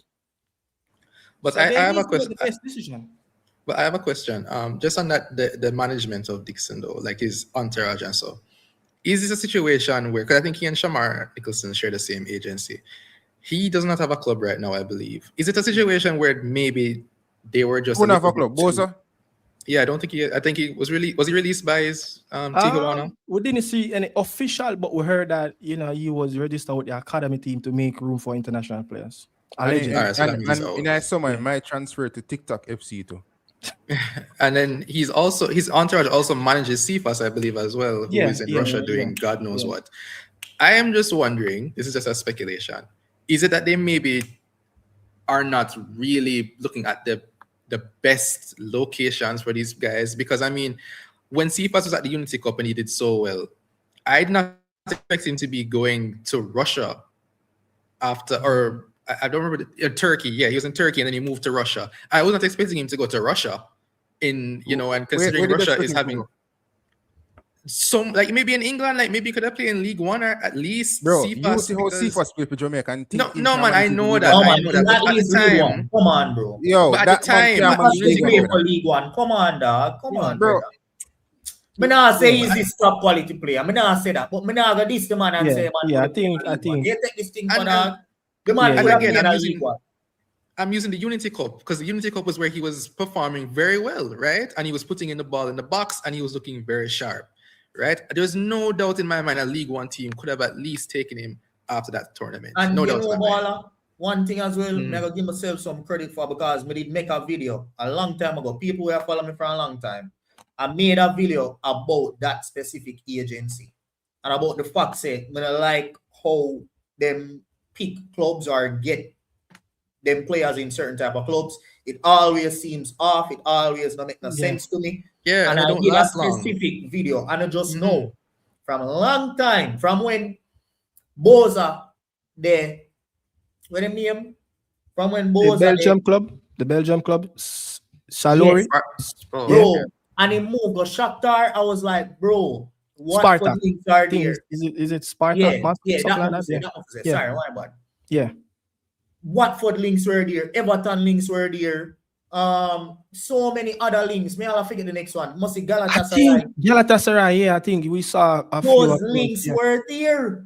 Why? Yeah. Why you feel like say the man? All if you feel like the man not ready, a Premier League club in for the player, make the man go. If him feel, think of it this way. If a man feel at the very top, there's always levels below the man can jump down to. But if you look on it and say, all right, this me not feel ready for it, make us start yourself. If you feel this, how you think you go? And that is why sometimes you have to give Craig Butler props as it relates to picking Chelsea instead of Newcastle. Because Chelsea, as much as them not have a lot of players in them academy where I go to first team, one thing with them players is them players make it as professionals. Yeah. Getting contracts. Yeah. Because they have a good developmental program there, and the players have been developed well. So even if they don't make it at the highest, they make it somewhere right off there. See? And that is the difference between having someone who have sense in the game and having an agency that I think that these players are under. I'm not want to disrespect them, man, because them people from the agency go there watch now. But I just know me, I say this. You can go find a video right now that I made specifically about that agency and the decisions and the clubs that they are getting their players into. Yeah. I think the solution is you start an agency and get them in better clubs. Let's see how it works. I may have different career choices right now, my friend. But you can't criticize. I think, bro. No, you can't criticize the choices of the club, because I think this is where modern day football is a bit too.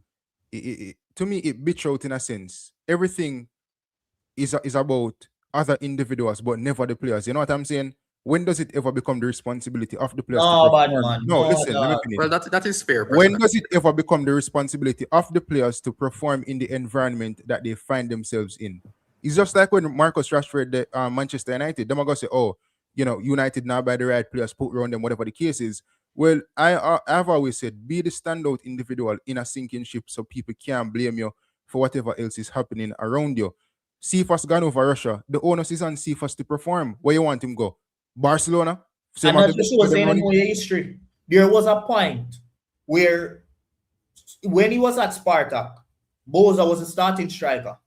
Yeah. Boza was scoring goals. And there was a transfer window where teams came in for him and he did not move.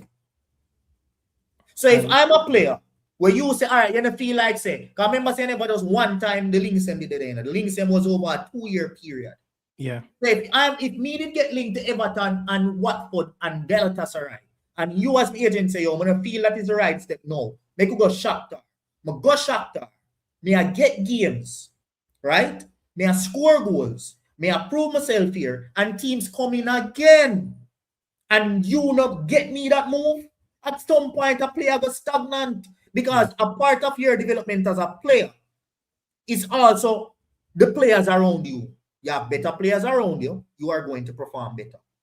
At some point, if you are growing in age and you are performing to a level and the players around you are not doing or pulling their weight, some players are just going to fall down or stay at that level that they are at. So nobody is saying that Boza is not a good player. But Boza's problem was Boza never improved. And whose responsibility? The Boza that we knew from when he just started out might still be the same Boza now, but guess what? Football move. So Dicanio, whose responsibility is that? You don't think Boza had quality players around, in and around Shakhtar? Bro, there are a whole lot of issues. Even that's like saying you make it seem as if the war with Ukraine. Hold on. You make it seem as if Boza is this Erling Haaland in that Shakhtar team. He wasn't. Bro, he was bagging goals. Yeah, he was but scoring a goal those like players every around 2 He was games. scoring goals. I quality as remember well. that. Yeah. Yeah, he was scoring. Presser, I think The man what never does happened score. was Listen, him never does Alright. score a 20 or 30 odd goal a season, brother. So now make it seem so. no, we're Boza not never saying need that. no better players around him. The players were good enough. But The man he fall off was a himself. shining light as an attacking player in that team. I think at one point he's winning player of the month for the club. But what happened? I think it was a Bosnian coach who was getting the best out of him.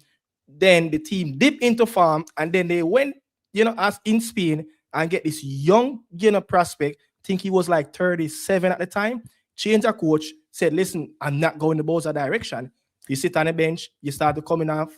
You get in, 20, 30 minutes. And then from there, things like that can break the player confidence. But again, specific stats, by the way. The first season, 8 goals, 1 assist in 16 games. yeah. That's a goal contribution every other game. Yeah. So what we're supposed to do with that? That's the proof. I'm just tell you, bro, the man first season, him go there and he was performing. And he had the chance. 8 goals in how many games?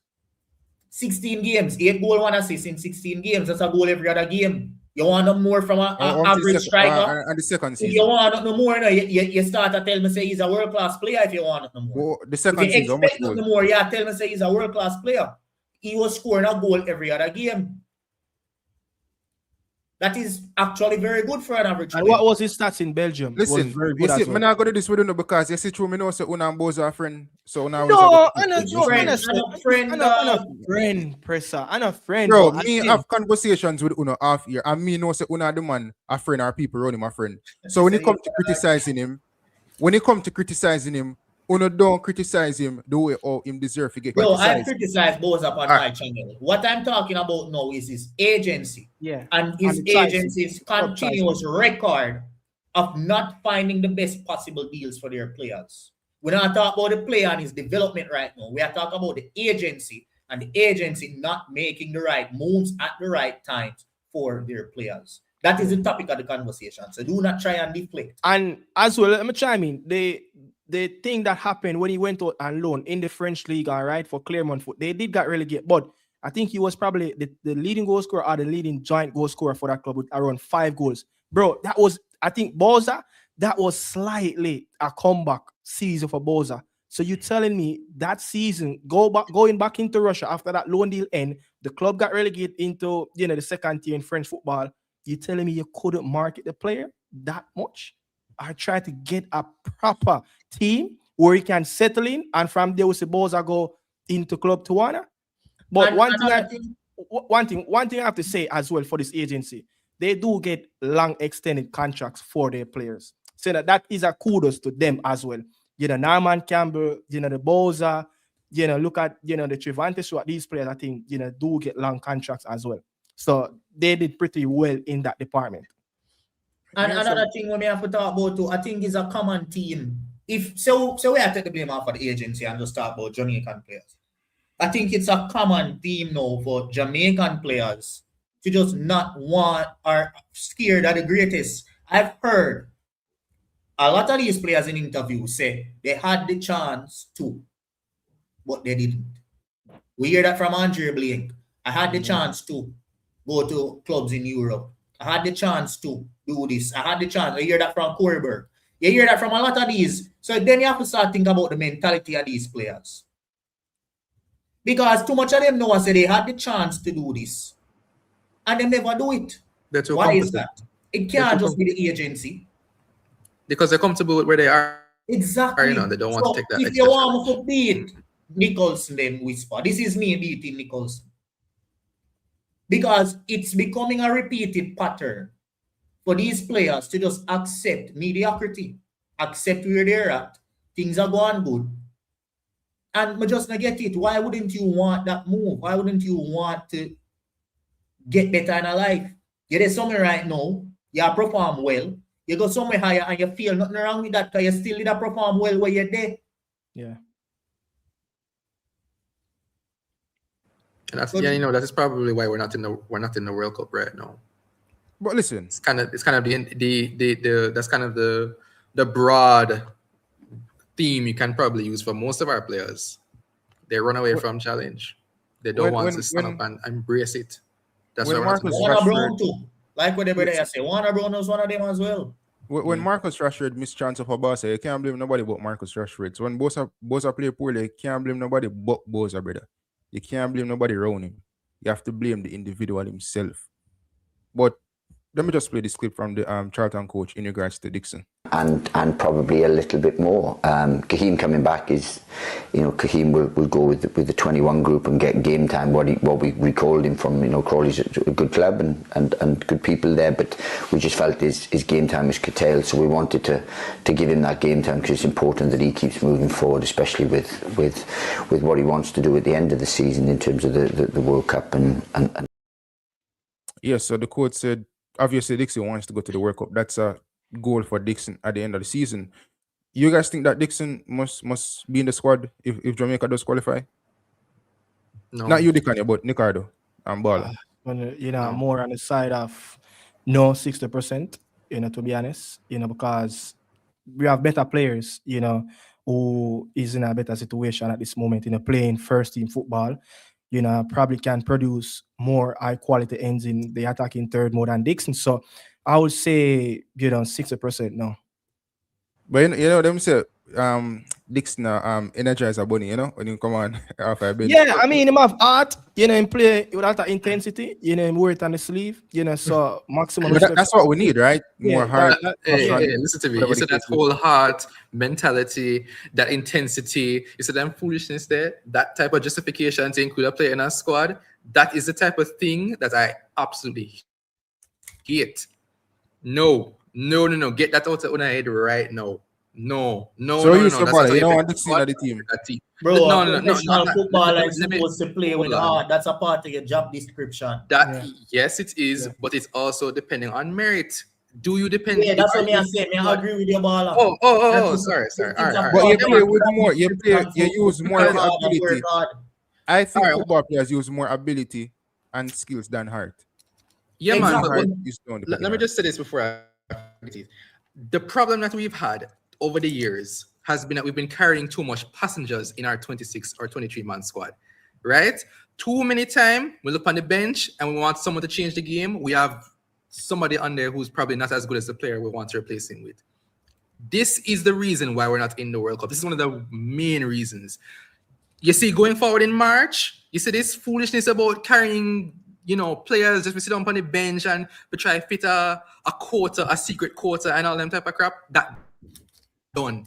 It can't work. It has not worked for years, and that is why we're not going nowhere in we haven't qualified for no World Cup.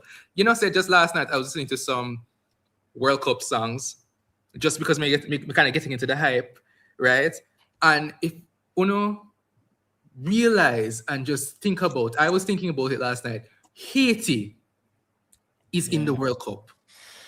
Haiti. All of that one came out a while ago. Curacao have the population of Kingston, not even Kingston, Portmore. Anybody who know a lot of people. Yeah, man, feel the cut up, man, because this is what I'm talking about. Haiti and Curacao, after everything we are going on in Haiti, and the population size of Curacao are in the World Cup over we. Right? This type of foolishness where we must carry players who have heart and then born on the island, them are ghetto youth and this and that. I have a question. Just because of that alone and not on the quality and the talent is foolishness. That is the reason why we're not going nowhere. Yeah. I have a question. 100% argue to Bala. Jamaica has only ever qualified for one World Cup. So when you say like over we, like what do you mean? Like we have been a persistent failure in terms of qualifying for the World Cup. All right, let me put the context, because they qualified over us despite. All right, so Haiti had a much more difficult group than us. I think we can all agree on that in terms of qualifier. Yeah. They also did not play at home in any of their qualifiers, right? Curacao, I mean, they were in the same group as us, so they had as much as a chance to get through as us.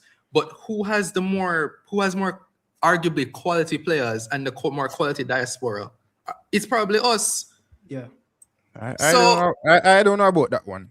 Well, that's kind of a 50-50 because I know because you see the problem with the quality diaspora thing, and I think this is where the divide is with, like people who live, well, not say live in foreign or live in a Jamaica. Like a lot of people are under the perception that, all right, you see, whenever them hear England, like the player them come from England, I feel as if them feel like say majority of the players come from the Premier League. You get me? I say, but them never recognize that some of these guys are fringe players. Some of these guys aren't the best in quality. You know what I'm saying? And football isn't played in England alone. So you look at these guys from the Netherlands. You know, they are just as skilled, if not more skilled. And based on what I saw from Curacao, I think that they have a few guys who are better than some of our guys on the Jamaica men's national team. I get me? I say. No, So, but Pressa, I was actually going to just let me ask you this question. If you look throughout the whole World Cup campaign at the last part, not the last round, barring Ethan Pinnock, right? And maybe Bailey Kadama, and Burrell, Tyrese Campbell. How many other quality players in this team? What do you think about it? I was just going to mention that, you know, I think we overhype even them, the English players. I think the whole squad is overhyped. No, sir, not overhype Burrell them. Burrell them are quality. No, not Burrell, but not said the whole squad, but we overhype a significant portion and of these players. Right. Because I think that, yes, Damari Gray, Roman Burrell, Tyrese Campbell, I would even throw Djon Russell. Djon Russell is a good player. Lembe Keys is a good player. We have some good players, you know. But I think when it comes to the international stage, I just feel like we maybe overhyped them a little bit too much, because they have shown in the past. Tyrese Campbell. Starting Dixon over Tyrese Campbell in our qualifier campaign, bro. That is just a foolish. A man who is at the same club as Dixon, who is a starter at the club of Dixon, where he can't even get into the squad, the match day squad, comes to Jamaica, and Dixon gets more minutes than him, brother. And we all play the man out of position, brother. We have never seen Tyrese Campbell playing in strongest position, which is on that left wing. And look at the danger what the man do and manage to do, even when the man play up on the right. Look in those Curacao, that Curacao game when him and Dexter Lembe Keys are running off the right hand side, even though we lose. Yeah. Right? Look at how the man play with the chances when he get. And we have benched that man for, bro. You don't even want to use the word corrupt. You don't want to use corruption. But that is the only way to explain something like that. Bala sums it up really well. The silent and the secret quota system that they have. Yeah, man, there's a secret quota system. Yeah, there. Man. Answer this question from JC. Him say, who produced better players overall? France, Netherlands, or England? French. Can I pick all three? Because England well, for who's produced the better players? Honestly, I would have to say maybe Netherlands. Netherlands is they really focus on the technical aspects of currently the game. Right now? Maybe 5 years. No, not right now. But you said overall. All right, so we are dealing currently, because I think this came up because of the whole whose players are better, the Reggae Boyz with their heritage players from England, or Curacao, from the Netherlands as well. So probably currently at this moment. Currently France. Well, yeah, because 2 World Cup finalists in a row. Yeah, more than the France too, man. Yeah. France, England, Netherlands. Netherlands are going to go right. Yeah. The golden age. I would have to agree with that. Yeah, but so I still think that we have decent-ish players, right? But I do think we overhype when it comes to the national team. When you put them together as a group, they don't seem to really handle the international football as well. And that's not necessarily their fault. That can also be down to the coach, because as a coach, you should be able to bring these players together and get them to play good football. Dick Advocat did that. I don't remember the Haitian coach's name right now, but he was able to do that.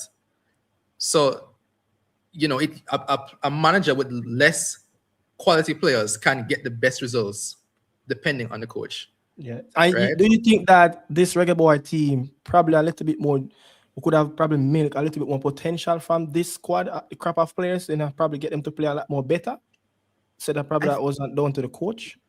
I think, well, you see, some of the players have been here for a little bit too long, I mean, Blake has been through how much World Cup cycle with Lowe has been through how much World Cup cycle with Boz has been through how much World Cup cycle with I'm going to be honest, some of these players probably after March should need to retire.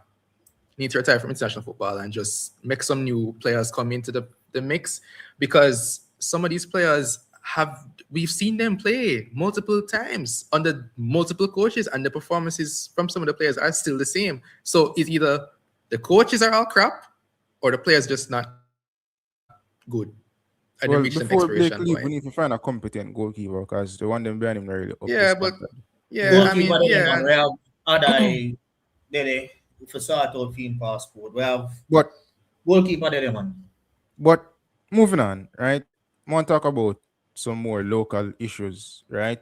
Well, I think before we get to local, I want to get to Steve Bruce. Play a video clip with Steve Bruce. I think he was on Talksport recently talking about missing out on the Jamaica job.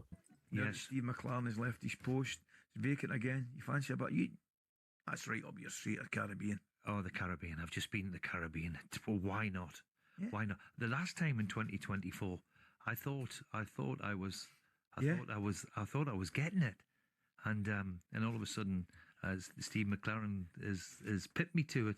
So I did ring the guy and say to him, "Have you been talking to the wrong Steve? Or you got mixed up?" But something happened anyway. But they obviously give it to Steve McLaren, which but yeah, I mean, look, And it might listen. at the time it was. It might and- be a good time to get him as well. well, they've still got a playoff game, I believe. But back in the time, all they wanted to do was qualify for the World Cup, and they had an outstanding chance because obviously America, Canada, Mexico Automatic are automatically qualified with it. And when you look at the players that Jamaica have got, they've got a lot of players who play in England for a start. So it might have been something that would have been interesting to me. Certainly, an international job at my age, maybe. We'll see. Ricardo, Steve Bruce, right? Manchester United legend, played under Sir Alex Ferguson, whatever the case is, right? Won multiple trophies. Didn't have the most glamorous career as a football coach, right? As many England coaches. But what do you think about Steve Bruce and what he had to say? You think he would have been a better fit than Steve McLaren, or you think they're essentially the same? I think overall Steve Bruce is a more competent coach than Steve McLaren. Even if you look at Steve Bruce teams, you can clearly it might be not a positive on the front foot, but you can clearly see that you have an intention to play a type of way. Again, he get best out of some of the star players in a lot of the teams that he coached. I can't remember if it was Darren Bent he was having at Aston Villa, I think, one of those players, but that glory team, I think after Martin only left, he started to get and pick up this Aston Villa team, and you could see the work. And Steve McLaren, how many managerial posts before the Reggae Boyz job he have? Yeah, not Steve many. Bruce has always been a manager in the front line, managing the teams. So you get what I'm saying? So I feel like, yes, there have been two, lethargic coaches that don't really play front foot football, but at least which one is more competent? I would say Steve Bruce. And I think the man himself seems like he was hurt. Who was that guy? Was it the man that coaching the black and white team down in the JPL? I don't know. But what I've come to figure out with this Jamaica football team, to me, it's not even a coaching issue. It's just the people behind the scenes that influence certain things. So it's like, even if you bring the best of the best coach, maybe them get you over the line. But if you have people who interfere, then it makes the job even more difficult. You get me answer? Because I guess everybody wants to have a say within this national team. And I feel as if McLaren didn't have somebody influencing him, then maybe Jamaica would have qualified for the World Cup automatically. I get me answer? I'm not really want to find an excuse for McLaren, because I think he should have still, qualified the team, especially from that Trinidad game where, we were 1-0 up, we should have went for the game and just get the second goal and kill the game. You know what I'm saying? But as for Steve Bruce, my last memory of Steve Bruce was at Newcastle with Mike Ashley. Didn't really spend any money. I think at that time they had, the likes of Miguel Almiron. They had the likes of I think Jacob Murphy was still there at the time, if I'm not mistaken. Yeah. And the stand-up player, the ballad man. was there as well. Yeah, and you have the ballad man, John Joe Shelby, to me one of the most underrated midfielders in, I don't want to say Premier League history, but very underrated midfielder, quality on the day. You know what I'm saying? And Steve Bruce not having the financial backing, I think he did pretty decent with Newcastle at the time when he was there, and obviously the club got sold and they went on to do better things too. Carabao Cup final, winning one under Eddie Howe, which is a brilliant manager. So for me, even if it was Steve Bruce or some other coach, I just feel as if the influence of people in the Jamaica Football Federation is so strong that them just hamper with anybody that is competent enough to do a job in any sense. Campus, big up yourself. What do you have to say? Oh. Yeah, hear me? Yeah, man. Who that? No, Campus. I was just going to say that for Steve Bruce, I honestly don't think there's that much of a major difference between him and McLaren. To be completely honest, they both have had stints at clubs, and the fans of those clubs would not want to see him back in management for their club. Right? Let's be frank. Yeah. But I do think that Steve may have had just a tiny bit more about him to get this team over the line. Just a tiny bit more. You said Brucey, right? Let's use somebody last name. Brucey, yeah. Yeah, Brucey. Yeah, the issue, though, is really, like Pressa just said, is the people behind the scenes. Because how did McLaren get here? How did Haldimson get here? We were told that there was a short list of maybe 50 or 100 odd names. I remember the summer when McLaren was officially hired, right? Are you seriously telling me that there wasn't a better coach than Steve McLaren at the time? There probably was, but they picked McLaren because they wanted somebody who they could control and somebody who they could influence with the team selection and get their players into the team. It's happened all the time over the years. Haldimson was the big example of this. He did not want that. Yes. He fought against it, him and John Wall. Yes. And what happened? The relationship broke down and he got fed up and he left. Right? So for me, it starts with the JFF because they are the ones who are hiring these coaches who are not good enough, clearly, obviously, because I can see, because Pressa was saying even that summer, I remember you were saying that you weren't too keen on McLaren because you, as a United fan, know that he was a part of the coaching staff with Ten Hag where things got really, really bad, right? So why would I, as a national team, want to take the coach of that failing coaching staff and put him as the head coach of my national team? Oh, because he was at FIFA and he knows the Jamaican players and all that. Clearly not, because when he was here, he was still picking players without no justification, leaving players out without any reason. So you never know the players. Yeah. You never know the players well. So it really has to start with the JFF because it don't really matter which coach that they bring in, because if that coach is not allowed to do what he wants, we're going to always be in the same problems. Yeah. That's the problem. Yeah. Who's next guest, Pressa? Okay, Campus. But when I'm ready for talk, him talk. But as for Steve Bruce, I mean, it's done and dusted now.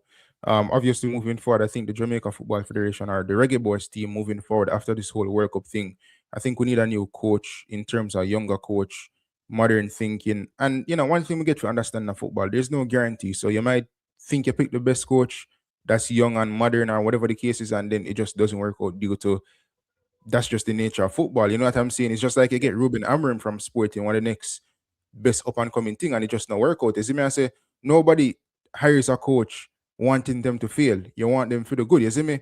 However, when you hire a coach, you take precautions in terms of you look at the track record, you look at how modern they are, seeing that football is always evolving. And for me, football did long evolve past the likes of Steve McLaren and some of these older coaches, even Jose Mourinho to some extent. As much as I love Jose Mourinho, I always defend him. I think football past Jose Mourinho. Not to say that him still can coach, but if you're thinking about the biggest jobs in the world for Mourinho to win a league title, then he is not the guy. You have to look elsewhere. If you look on smaller teams, when I look a cup trophy for the first time in 40 odd years or whatever the case is, then maybe Jose Mourinho is that guy. You see me? So I think the JFF, them have to put things in place moving forward. But I don't have any confidence in them that they will find a competent coach where we can say, we look on him CV and say, okay, I think he should be appointed. Yeah. Got you, Campus. No, not here. Eddie Guna, big up yourself. And big up to everybody who are tuning as well, people. Happy New Year. Never get to tell nobody Happy New Year. So big up yourself. But moving on, want to talk about the last thing before we close off. Campus can chime in too. Want to talk about like this whole Denzel McKenzie situation, Craig Butler, and I have a video clip of more play where Butler was talking about a few things in regards to, I think it was a Whisper on CVM TV and some of those guys. So I'm going to take a listen to what he had to say. The first would be that Liam Bailey has returned to Aston Villa, not because he was not wanted by Roma, but because Aston Villa needed him. He's in the best shape of his life. Yeah, his muscle to body fat index is the lowest it has ever been in his life. So he's way ahead of the game. And at 28 years old, his performance is going to peak right now. And so it was because Aston Villa wanted him back. They needed him because they had several injuries. He came back and he's performing already at the highest level. The second would be, of course, that Denzel McKenzie's return to Phoenix was not because of underperformance at Cavaliers. It was because he wanted to return to the place that developed him properly and to continue to get the opportunities and to be with his brothers and to forward his career as a professional footballer. The story that's being thrown out around town now by Cavaliers is that they had a one-up on Phoenix. Phoenix is one of the biggest sports management companies in this region, with agents all over the world that are partners with us. And we have taken Denzel back because he wants to come back. And we're giving him opportunities immediately. He's now, just 5 minutes ago, I closed out a deal where he'll be going to Bournemouth on trial. And if successful, he would make 10 times any amount of money was spent on it. So we're happy for that. And the third one would be that Sean Layton is also leaving after a good performance thus far in the Premier League for a 17-year-old. He'll be going on trial to Genk, again, who are ready for him now. He's been there about 4 times, and this will be his final stage. They want this player, and we're happy to have him there. So for all those players who are out there that wants a proper professional career, not to go to some bush league, but a proper football career in the top 5 leagues in the world, Phoenix is the place, and we have done our job properly. What do you think about that? To be honest, look, when you have a lion, I raise him since him born, right? Him in a female backyard, and then you got transfer him into a sheep ranch. Tell me how that's going to make sense. And I think both parties, the player and Phoenix camp, I think there's too much ego in between why them could resolve them issues. Why even try to prevent this situation of him transferring to Cavalier. I think that was a bad move. Like the context of Craig Butler and Rudolph Speid coming from probably here back when I was like 7, 8 years old. You understand? So this wasn't even going to work, not even 1%.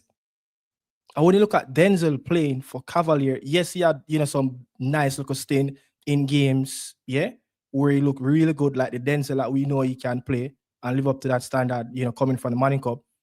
But he wasn't, getting the best out of the player. And I think it was very pathetic from whoever is running the Instagram page for Cavalier Football Club to say that they're going to post that 7 million. Our friend in the space, BAM Sports.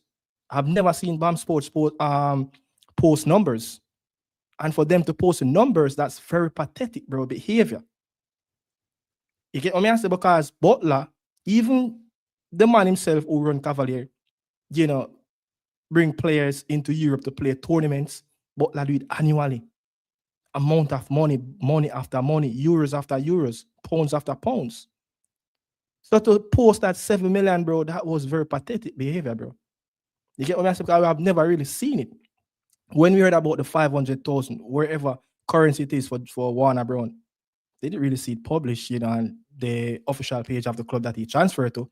But again, to bring him back home, that was the best decision to probably save the player career, because but don't you think allegedly what I was hearing as well, from people that very close to him from the other side of the agency, where the new camp that trying to get things for him, when he leave Phoenix, that him and certain leaders in around that camp wasn't seen eye to eye. and it wasn't good. Well, Aaron Cavalier? Yeah, the relationship with some of the players, it wasn't good. They're not going to accept him, bro. It's just not, in my own eyes, like, it's just not going to be accepted by the player. But you not think the youth team down at Jamaica love sweets? Yeah, that's what I'm saying. Like, there's so much because ego. you have Tarek McGee and to Danny Dread. I mean, yeah, him contract did expire, but me not got the USL and my contract expire. Me I got Veer Phoenix out of all team. Like, hell no. You see me? But what I try to say is, I think it looks better than Denzel in the sense of like, you do this whole follow with Craig Butler. It was public for the most part last year. You see me? I say, you leave and then you go back to the man again because of promises, bro. Like, that not sit right with me. I mean, whatever happened with his trial at Feyenoord? Because I remember he had a picture with the shirt and everything. Like, I think Craig whatever happened with that? Craig Butler said the transfer policies for young players, they get transfers into Netherlands. I think that was the issue. Something like that. That was the issue why it didn't work out for him as well. I think probably in the past he said that was one of the issues with Bailey as well.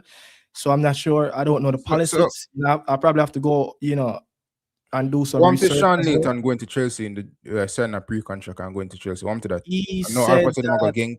He said that it was all about, part of the development, letting his players go into this type of environment, know what it takes, know what level, these kids are and over on the other side of the world, and the exposure as well. So, it's a part of that as well. You have said it like this is the reason why he paid for, these travels for his players can get the exposure.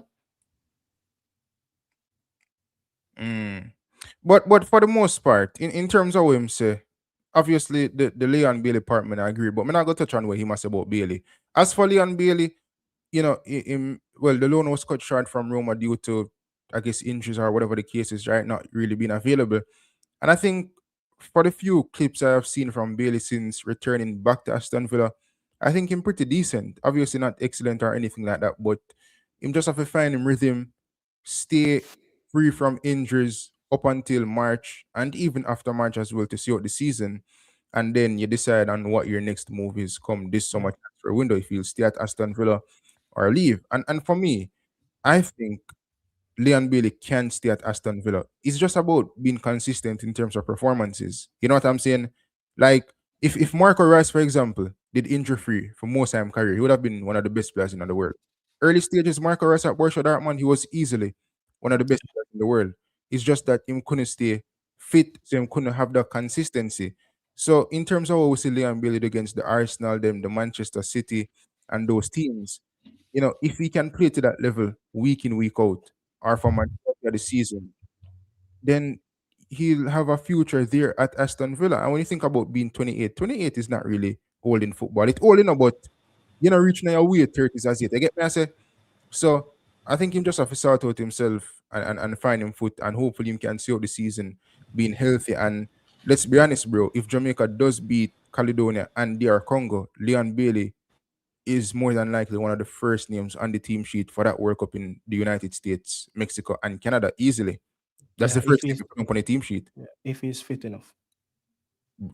Honestly, if he needs to find form and sort out his club situation, because I find it funny that Craig is talking about Aston Villa. Aston Villa needed him back now. Aston Villa wanted him gone in the summer, and Roma did not want to keep him either, which is also that whole thing about Roma not wanting him is rubbish. Roma did not want him. They signed Malin, who they brought in to really replace Bailey at Villa in the first place.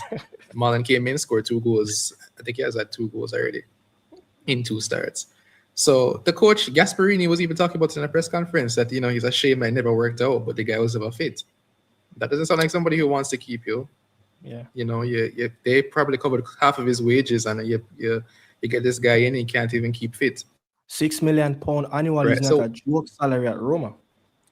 Exactly, and Serie A clubs are already strapped for cash as it is. So what I would say for Bailey now is that he also needs to decide what he wants to do these next 6 months, because he has to stay fit for March. He has to perform as well. And he has to also, if he's going to be in the national team, he has to perform. Because how many times has Leon Bailey been in the national team and he does not perform? It's all well having the name Leon Bailey in the squad, but if him not going to perform, he's going to be one of those passengers I was talking about. Those passenger players that just don't do nothing. And I don't want anybody to come and tell me say Leon Bailey does stuff for the national team on pitch because he doesn't do anything. He doesn't. I think if Bailey can be available for the games, I think he will be a better player. Yeah, if consistently, if he can be available for the games, we know the quality that Leon, possess and the heart of a lion, how these Phoenix players develop. This is why Whisper was man enough to say bare goals. They have that arrogancy about them, that type of a maverick mentality, and I love that about and the swag of the mentality. A lot of these Phoenix players have. People can say yes, it can be flashy, it can be hype life, but when they put that and lay it down on the pitch and be that maverick of a player, I love it. That shows standard in the player as well. It's all about to put it on the pitch. If they can, exactly. This is why more answer. That's why I don't really agree with. You go through baller. I don't answer question. Oh, I was going to say that. That's why you see that the little controversy that Whisper kind of get with the TikToker the other day. Yeah, I'm not sure if you saw it. I was saying that he needs to learn how to manage criticism, because the same way how he deal with Claus and they made a whole video to him about the whole thing. He needs to learn that he doesn't need to reply to everybody that's going to criticize him. He needs to do his talking on the football field, because he kind of put a target on himself when he went to Taboo after the Curacao game, right? He addressed it on the right, and Claus got at him for that. Claus was emotional and was very upset, and he replied back to him, and then Claus apologized and everything. And now that social media man has said that he didn't think that the move to Chelsea, I think, was good. Then Whisper replied back. You see that you there now? Mother tell him about him, mother. Big man thing. Yeah, man. Straight. Because I feel like say you have some people out there will just say some things and you have to disrespect them to make them know, say, yo, don't pass your place with me. You get me? Answer? Because I thought that it was unprovoked. Yeah, honestly. but Presser, you see that is the Jamaican mentality. But the reality is that a club is not going to like that a player is going to respond like in that same way that you're talking about. A club is not going to like that type of response from a player even though he's a critic. Right? Even though he's a critic. But I'm telling you how it's stayed though, right? Especially in a country where you're looking at the man is black. If he was a white man, probably, right? Criticizing the guy. And he replied back something like that. Say how England and the rest of the fans are, them state. When you're a black man in these countries, you already are 20, 30 steps behind, right? So you have to be careful with the way how you address criticism. And England fans not gonna care if you are gonna say these type of things, that they will criticize the hell out of you. Right? So you have to know for you as a player have to just answer them on the field, and then they will shut up and they'll love you forever. That's how professional football is, unfortunately. Fun and joke aside, you see what Whisper get away with in terms of responding to people in Jamaica is like is nothing. You just can't do it in England, because up to one time, was it Phil Foden come at Old Trafford and they must sing song about the man mother for no reason, I know say Phil Foden has never done anything to these people, the United fans. You see me? And they must sing song about him mother. And I've heard some very disgusting chants from people in England. Yeah. And obviously, oftentimes them go in a DM and them say some very disrespectful things. And you can't really go up on your social media and just start replying and say this about them mother or whatever the case is. Because again, as you say, from a club perspective, once them catch hold of that, them are going to say to you, say like, bro, just come off of social media or just ignore these people. You see me? I say, so them normally say dance yard before you dance abroad. So I think he must start holding him on with him own Jamaican people, so that when bigger groups of people criticize him not take it to heart or whatever the case is. Even Ebrich, as I said it best, when him just moved to Arsenal, I think there was a video when him say, yo, when him just go Crystal Palace, right? And him not perform, people used to say bad things about him every day. And he must say, yo, if me see that the man up on the road, I box him down. Somebody text me something in my DM, more and text him back and this month. But him say, no, After a while, him just hold him on and ignore these people. If anything, him just put away him phone or just delete Instagram and don't pay them any attention. You get me? I say, and just focus on what I'm supposed to focus on. And when you start do that, people stop criticizing you. You know them way they, although criticism and disrespect is two different things. You can criticize someone and say, yo, you never passed the ball properly, compared to when you disrespect a man and send him monkey emoji or some other racist stuff, you know. So it's a different thing. But Campus, I could get your last word before we close out still. Got you. Campus. Bless up. Yeah. Yeah, man. Bless up, Campus. Yeah, hear me? Yeah, got you. Yeah, man, right here, man. Yeah, man. Boy, love the discussion. A long time here wait for the general level can touch that topic, because the way the topic sensitive, a whole heap of bloggers don't want to touch it. Which topic? The whole Jamaica football of them and the overhype thing and a whole, we put too much pressure upon the youngsters them. Jamaican public them behave like say every player will come from Jamaica and Messi and Ronaldo. We have our players them on a pedestal and through that we put so much pressure upon you them and overhype the youth them. And as well the general say, this thing about art and sleeve, brother. Art and sleeve that alone can't carry a World Cup. We can't afford to go a World Cup if we go World Cup. I have a bag of passenger on the bench. You know it feel when you make a change when you look on the bench. The man with on the bench now give not even 10 hours the man we tired on the field again. But just because him have art, you carry him. Yeah. And we get something that in a football develop around the world. Jamaicans, we need to change our mentality towards the football. Let it develop, we need to develop with it too. And take the emotion out of it and certain things out of it. We need to develop. We need to get that out of our system. At the age of 19 and 21, we have said young player and player young have enough time. Brother around the world, 14 and 15 year old, I think they know. When we send a 19-year-old go foreign, if you go try out against your team. When you check the players, then we might try out against. Are some 14 and 15-year-old. And at 19, we are saying a star.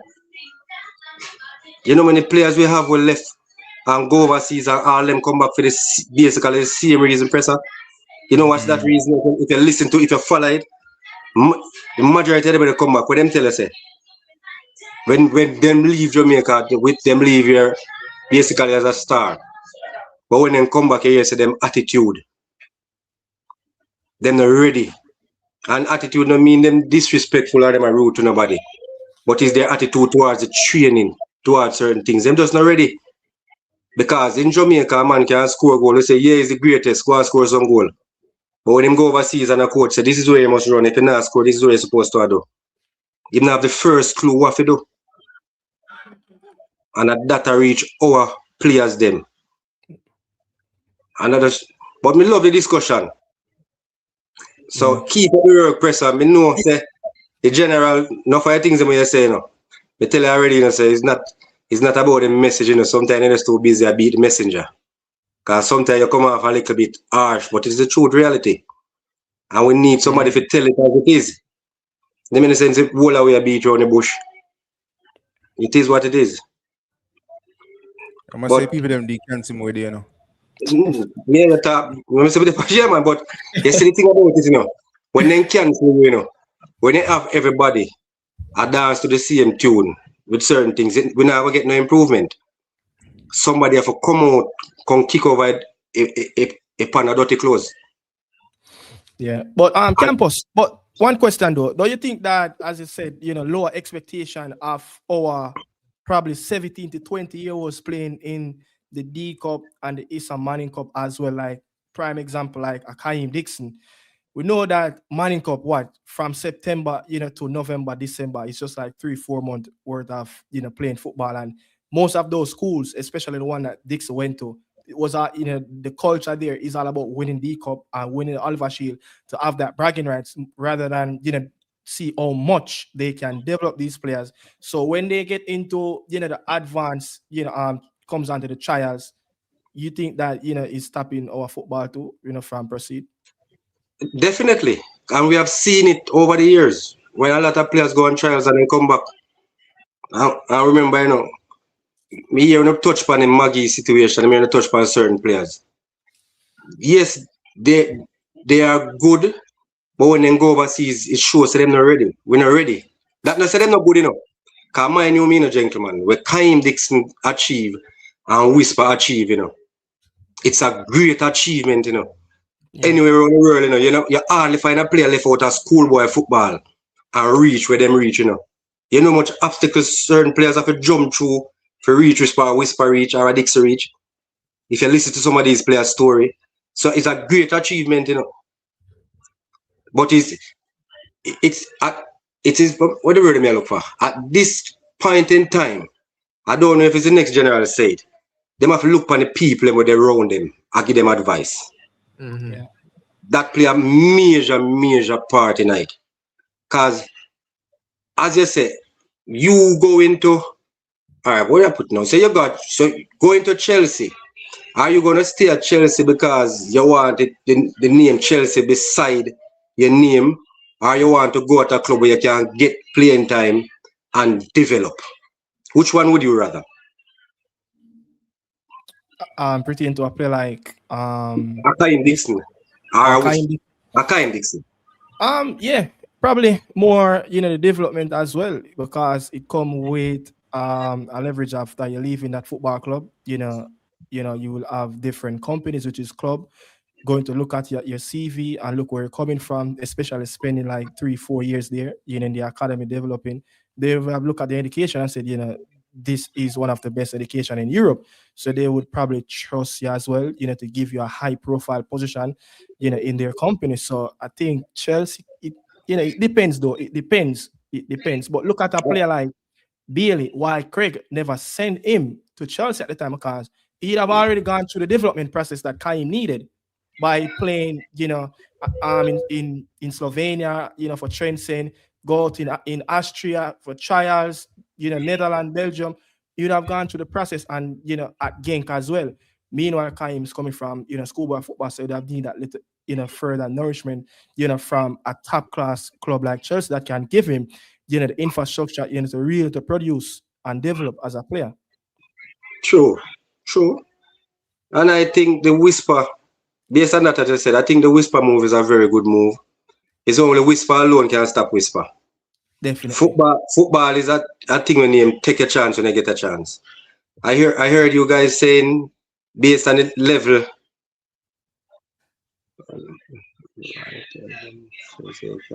Hey, people, they must say Devontae Campbell has signed for Mobile United. Listen, man. All right. listen. When me say no, I shouldn't really come and me get distracted enough. Yeah, listen, football is about chances. I heard you say based on the amount of players that Leicester have playing the same position where Whisper play, see him get a look in. But we have to remember, gentlemen, football is just about when Whisper get that chance, they take that chance there. If Whisper can go back to the Whisper when him just go at the under 21. Because when he was at the under 21, he was doing what needed to be done.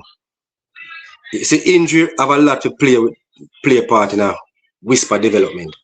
And if he can get a chance at Leicester and put on the right foot, because you remember, couple of matches before, Reed was on the bench. Bobby Reed was on the bench. Some of the matches he weren't able in the squad. And when he gets in chance, basically he's the first name on the team sheet now. Yeah, definitely. So I don't know if it's Pressa said, look on the young guy that we left Real Madrid and gone Leon. Yeah. He could have stayed Real Madrid enough to say, yeah, I'm a Real Madrid player, But you take the step down, because from Real Madrid down there is a step down, no matter how I look on it. Yeah, but you're getting game time, you're showing what you're made of, and that can be good for him in so many ways. Real Madrid can call him back, or maybe another big club can be looking at him. But even the coach of Leicester said to him, I said, listen, Whisper obviously never played in the championship. He don't know the physicality of the league. And I must say, we can do as much one-on-one sessions with him and tell him what we expect. But you have to put him out there to make him experience it and learn from it and grow. You see what I say? Yeah. So him have to know say you prepare before you go out there by the, I guess you could say, theoretical or whatever the case is, you see me? And then you try to go out there and execute the practical as best as possible. Obviously, him not that experience, but you know, him just have to go out there and make use of 10, 15 minutes, whatever the case is. But let me tell you, the one thing I like with Whisper, and he go back to the game against I think it was Birmingham scored a goal against, and you know, people might say, oh, him not gonna get that much space or whatever in the championship. But I like players will have that what I say on the card though. Them just do it, you know. Like me always say, if you don't shoot, you never gonna know if you're gonna score. You get me? I say, and even Liam Delap, one thing we like about Liam Delap at Ipswich, most time goals I think was from outside of the 18. You see me? And when we think about a lot of strikers nowadays, not many of them shoot from outside the 18 and score goals. You see me? I say everything is from inside the 18, whatever the case is. You see me? Or on the edge of the box. And you know, Wisma in that Bermuda game, obviously, him take a shot. Yes, I think the goalkeeper made a mistake, but football is about mistakes. You get me? I say? Yeah. So at the end of the day, the goalkeeper make a mistake and Whisper score. The same goal him score. Remember him debut goal, I believe it was, is a deflection. Yeah.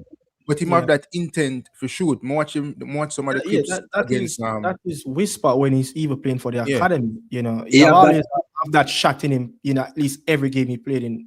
Otherwise, on the track, though, you know, what I love with him, what me personally love with him, is his direct approach. Too many times we have players, we have defenders one-on-one with them can beat and put a square in the box or try something, and then turn back the ball too much. I love Whisper directness. You see that directness? Right now, we can't test Whisper better than Garnacho. Listen, me, man. And now, listen. Many people not agree with that one, but I'm telling you, better than Ghana. You can't be a white players. You be direct. You see me? As much as no name of the way can have no end product, him direct, him get past the fullback, them are just putting that final ball in the box. They're going to go to the byline or in the 18. I love that. Watch the clip them against West Ham, and you know, him beat the defender, them and him take the shot. Them him shot them could have do some work on, but maybe it's just a bad day for him. You see me? I say, but I still some good shot on the left foot at the end of the day. You see me? I say, so once him bring that to Leicester City and just be more aggressive and be more assertive and whatever the case is and follow the instruction, then I think he'll be good. You see me? I say, I don't think Whisper come this far. But hold on, Pressa, before you go, come here, listen to the show from me that driver coming, but me that try come on, but as you see, that's the problem. Yeah. We no problem. You don't think we no problem? Because when you look at the players where we know, no matter how pretty it up, but we know they are going to select. Because some of these players basically select themselves for the upcoming 2 matches. Like who? When you look at their minutes that they are playing, some of them don't even play any minutes. I'm not afraid. I must say Manchester United, I'm supporting her, bro. Me and you both. Any team, any game my team going on, I'm confident. Except no man, we're not talking about the confidence, you know, but I'm talking about the reality of it. Some of these players at their club, they're not even make the squad. All right, but and then the thing about it, the players that we are carrying, come here, somebody asked a question what they say since evening. Say the players that were playing at the Grenada match, if they are part of the core setup. Oh no, they're not part of the core. But even so, even if they were part of the core setup, that showing would have still used the money when I get a game time at the club. But let me tell you, Campus, before I leave, one of the things we beat Jamaican football a lot, and I don't think people realize it, probably it under the surface, is like when you look at teams like, you know, the bigger country, and even like the Mexico, Canada, USA, if you look at majority of those players, whether starting or dip on the bench, right? They are staples within their team, like club team. You see me? The McKenny, the Pulisic, the Adams. These guys start week in, week out. The bench player, them get enough minutes as a bench player. Maybe sometimes them feeling for somebody who injured them play, 5 games straight, 6 games until that player they return from either maybe suspension or injury. When you look at Jamaica team, it's a lot of fringe players make up Jamaica team, to be honest, If I'm not fringe, them injured most of the time. That's a benchwarm. You get me? I say the John Russell, maybe in another team, in another time club team sometime. Maybe Casey Palmer sometime. You see me? Maybe him just a come back from injury. Casey Palmer just signed for a new team. That's all. Yeah, so sometimes really I suffer from injury. Then him just a come back. You see me? both at the film club, now get no game time. You get And me? as a matter of fact, Presser, there's even situations if you go on like the apps like SofaScore or FotMob, these players only play when they play in the national team. That's what I'm saying. So some of them get most of the minutes like in the national team, isn't it? Like some of them actually get 90 minutes in the national team compared to for them. We're not trouble. We're not trouble. Isn't it? And it's quite a few of them. So it's like for me, I think no man, me look for football objective, you know. Me not just look for football because I'm a Jamaican and I think Jamaica got to do the best every time we put. Me look for it objective, you know. We're not trouble. And reality is there, we're not trouble. But because we are the same ones when we call for these players and then come and then fail. If they fail against New Caledonia, because we can't look Congo yet, you know, we have to look New Caledonia. And we see them when I come criticize them, you know. So man, I said Jamaica can't go into New Caledonia game with the same confidence as the group of the have. I don't think confidence is our issue. Resulted in us not going through. Yeah, I don't think that is the issue. The issue is when we have too many obstacles, too many secret society and secret fringes and secret that. No matter who we put out there, it will pull we apart. And if you look at the last match New Caledonia played to reach where they are now to play against us, it was a total, I think they went behind 3 times or 2 times. And that fight, that team togetherness, that team from the bench to the players in the field, we don't have that, brother. We're too busy. We're too busy. The players them on the field too busy. Some of them too busy to behave like they fan them. Look at it this way. No shake your head. Is it true? Look at it this way. Me a Christian, you know. Remember one other person before you chime in. Jamaica team play with Cephas how long? Yeah. You know how Cephas play. The fans know him play. You on the field know him play and know so this is his strength. If you are the forward, the only other option left for you to know is put yourself in the position. For that's when him do. It look pretty. Because I use Cephas as an example. We complain we are using players out of position. This is our next thing to me. I don't know if you touch it or Dicanio touch it. Okay. We look at a player playing left midfield for his club and I shine week in, week out. And when we come in the national program, we say go and play the number 8. And then we expect the best out time, and when they feel, we turn on and criticize them and say no good. But Campus, remember, you know, I'll Burrell, you know, before Burrell injury, you know, Burrell was what? The second top goal scorer in a championship. A score goal. Yeah, something like that.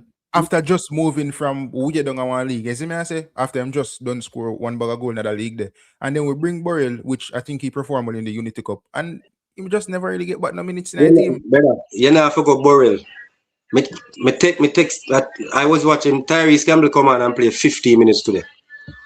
And before that, when we played the Cure so much and the Sutton match, Tyrese Campbell had fine game and I get game. I have no problem with Papi. I rate Papi. Love the energy and everything. But in a game like that, we never I go with Tyrese Campbell. Yeah, all day, every day. Yeah, man. Me not have no problem with Papi, but if you look for the benefit, brother, we no problem. But definitely. Oh, me see it. All right, let me tell you why we don't have a problem. Every time Arsenal play, no, I'm a Christian, but every time Arsenal play, they go link the man up at St. Mary and say, is it me I say? And sometimes they lose and drop points. So, like how I go New Caledonia and Congo, I have to go link some people up at Bobby. Is it me I say? Yeah. They say football is still low when you look at it. And as I said, Manchester United and other clubs shall show it. Football confidence comes from the sideline to as much as anything else, you know. And you see when you look at the people, it comes from the top. If you're not comfortable, no matter how good you be, it's hard to take a man out of a professional environment and carry him in an unprofessional environment and honest to God expect him to perform at his best when the powers to be now do them for do. And we have a lot. There's a lot of things to fix. As I say, we can't kill the players. Then we can't cuss Papi. We can't cuss Whisper. We can't cuss the Borrell them. But the reality is if you are a true player and your country call you and tell you, say, Dicanio, go in a goal. If you are a player, you are going to go in that goal and go and try your best. Because no player go up on the field to lose. Not saying Dicanio can keep, but you want true, you go there, go do your best. Because that is what your country asks of you. Yo. So, yeah. No, so go through. We have to take some. We understand, say, we have to criticize the player them. And criticism is good because there's no such thing as a bad criticism, no matter what nobody wants to say. But we have to also, as my boy said, 2026 now, we have to find a way. If we do what we do, 2025, we get the easiest group and everybody, down to the blind man, can see what causes us to fail. Yeah. And if we go into 2026 with the same attitude and the same mentality, it's going to cost us again. And it cost us 3 World Cup qualifiers before this. Because we go 98 and at the same rubbish. Me hear the next general say we have some players. Sometimes we have some players and sometimes some players are part of the program too long. It's just the harsh reality. We have some players. No man, we have some players too long, man. We need to carry on 2 and 3 players that we can make the transition and know the difference. When you have a player like Blake, for example, I depend on Blake. But God forbid. Me here, Dicanio say, so we have good backup. But if Blake go down right now, no for us Jamaicans don't have no confidence in none of the backups them. Yeah, we are going to have problems. Look at it this way, right? Look on France World Cup squad 2018. You see me? That change, brother. And Matuidi did them and them one day and Rabiot gone, brother. It's a different midfield and forward line. I mean, Dembele did still there about then, but it's a different Dembele now. Do what them find recently and all these different players. I get me. You have the Hugo Ekitike, them will come now. It's a different front side from even 2020. But then again, Pressa, you have to remember them man, they produce talents after talents. But I'm saying, I mean, I match up Jamaica talent to that. But what I'm saying is, whichever player we have out there, they burial them. I feel as if by now, burial them should have been replacing. I don't want to say. But no, Look at the Curacao. Look at the Curacao game in Peter Stadium, right? But who was up top?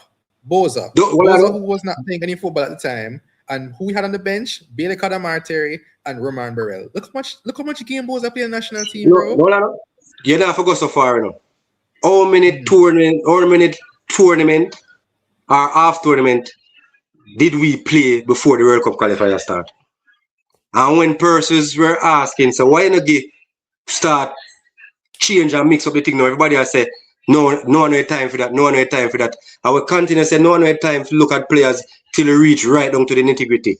Remember when Mexico went to it was the World Cup, the coach came out and asked the public to bear with him, because he's going to try and merge the upcoming talent with a few of the older players. He knew him now go perform as good, but just see with him. And now you can see the difference. Because we have to find a way how to merge the players. Every time we try to give a youngster a chance, we the fans and the public, where we are going them, man, they are not film time yet, not ready yet. How is it go ready? Jamaica football program remind me one time I just left school and I go out and I try to get a work. And everywhere I go, press up, I basically get the same argument. Your resume and everything good enough. But you want at least 2-year experience or 3-year experience before you can hire you. Me just left school, let me go get it from. You have to give me a chance. When I'm on, no, is it true? That's true.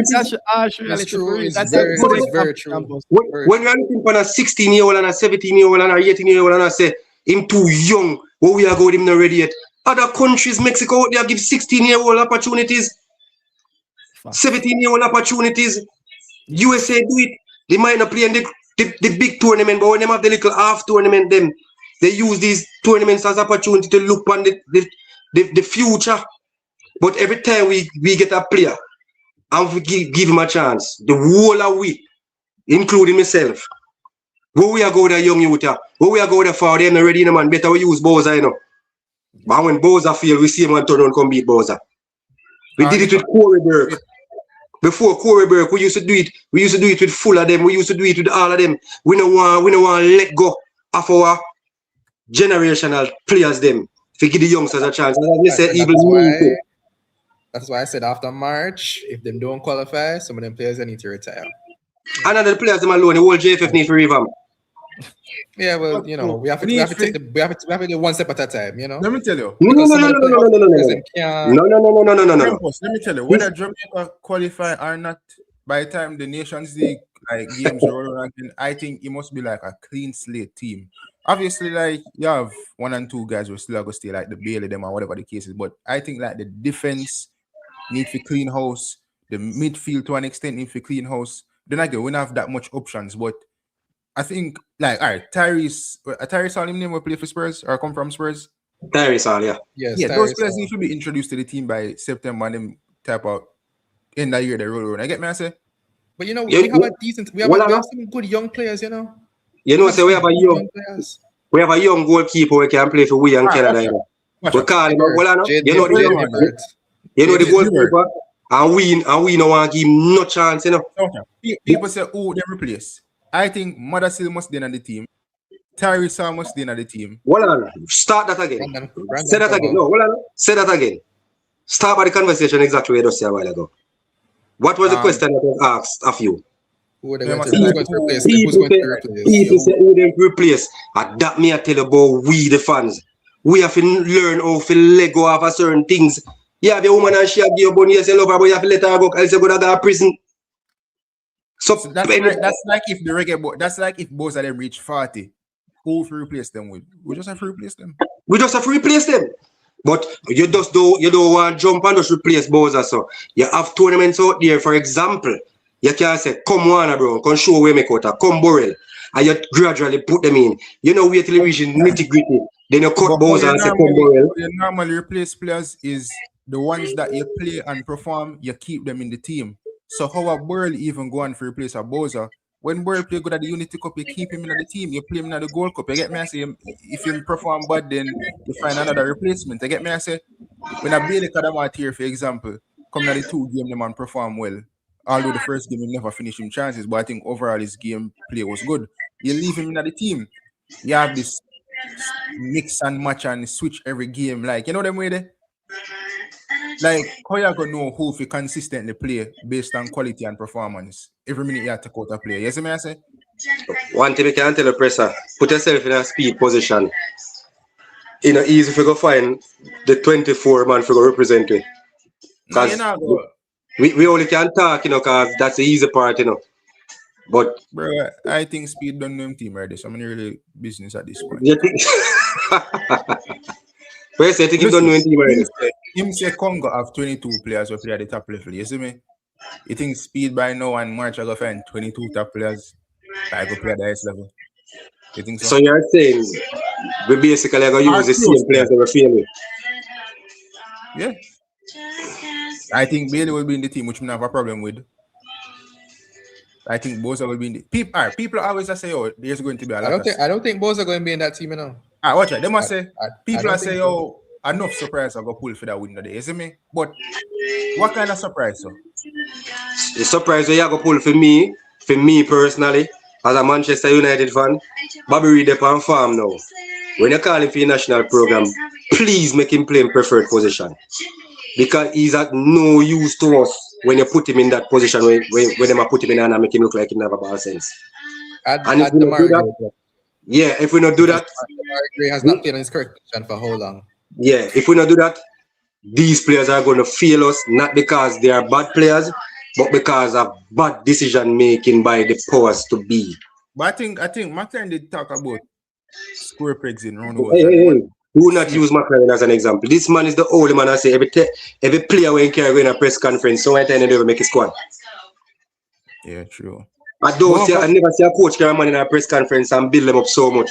The man said Bowser is the best striker in Concacaf and bench him for the whole match. Him carry Burrell, the same thing. Him carry Dixon, the same thing. Don't use McLaren as an example. Please. Don't use it. Danny Drake said, Mr. Speed said a better coach can use less. Like use less quality and still make it through. Danny Drake have a point to some extent. No, you must say Mr. Speed said that, not Danny Drake said that. Like, you can use your club as an example. People were saying the players they weren't good enough. Amrin want better player. But Carrick on streams, if they use the players in the right position, they can get results. So it's just so 6.5 dozen of the other. Yeah, Amrin need to be arrested still. So then if Amrin need to be arrested, what that's about McLaren? I see that city, so I'm making get off. Bro, me follow the players them, you know. Me follow the players them and I follow them minutes. And I try to say me can look for who me think speed them and call. Bro, we have to come with a game. Right?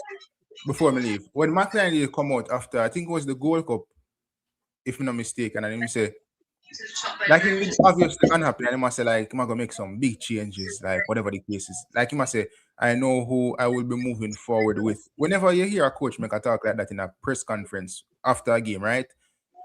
That's like a powerful speech in a sense, isn't it? Or statement. That no sound like you just are gonna take out one player and replace him with another. That sound like you are gonna get rid of 6, 7, 8 players. You get me? I say when him say him know who him are gonna move on with and who now go forward. You see me? I say, but then when World Cup start at the same group of players, you see me? I say, because I go ask, I say, think about it. Algrim's team will fail Algrimson, the so-called bad team, because people say the players them fail Algrimson basically to some extent. After McLaren came and made that speech, how many of the Algrim's team remain with McLaren? It's pretty much the same team. Exactly. And if based on what Presser is saying, are expecting, is basically the same team Speed will carry. Because we have not seen anyone else where we can say, if you understand me, I say, should be in it. I look at it this way. When he was asked about the midfield situation, that has Speed, no one said them couldn't find a midfield out there, brother. No, I'm not saying that Jamaica have midfield, like we're blessed with midfielders in terms of numbers and quality, but come on, there were a few out there where you could have drawn for. You see me I say?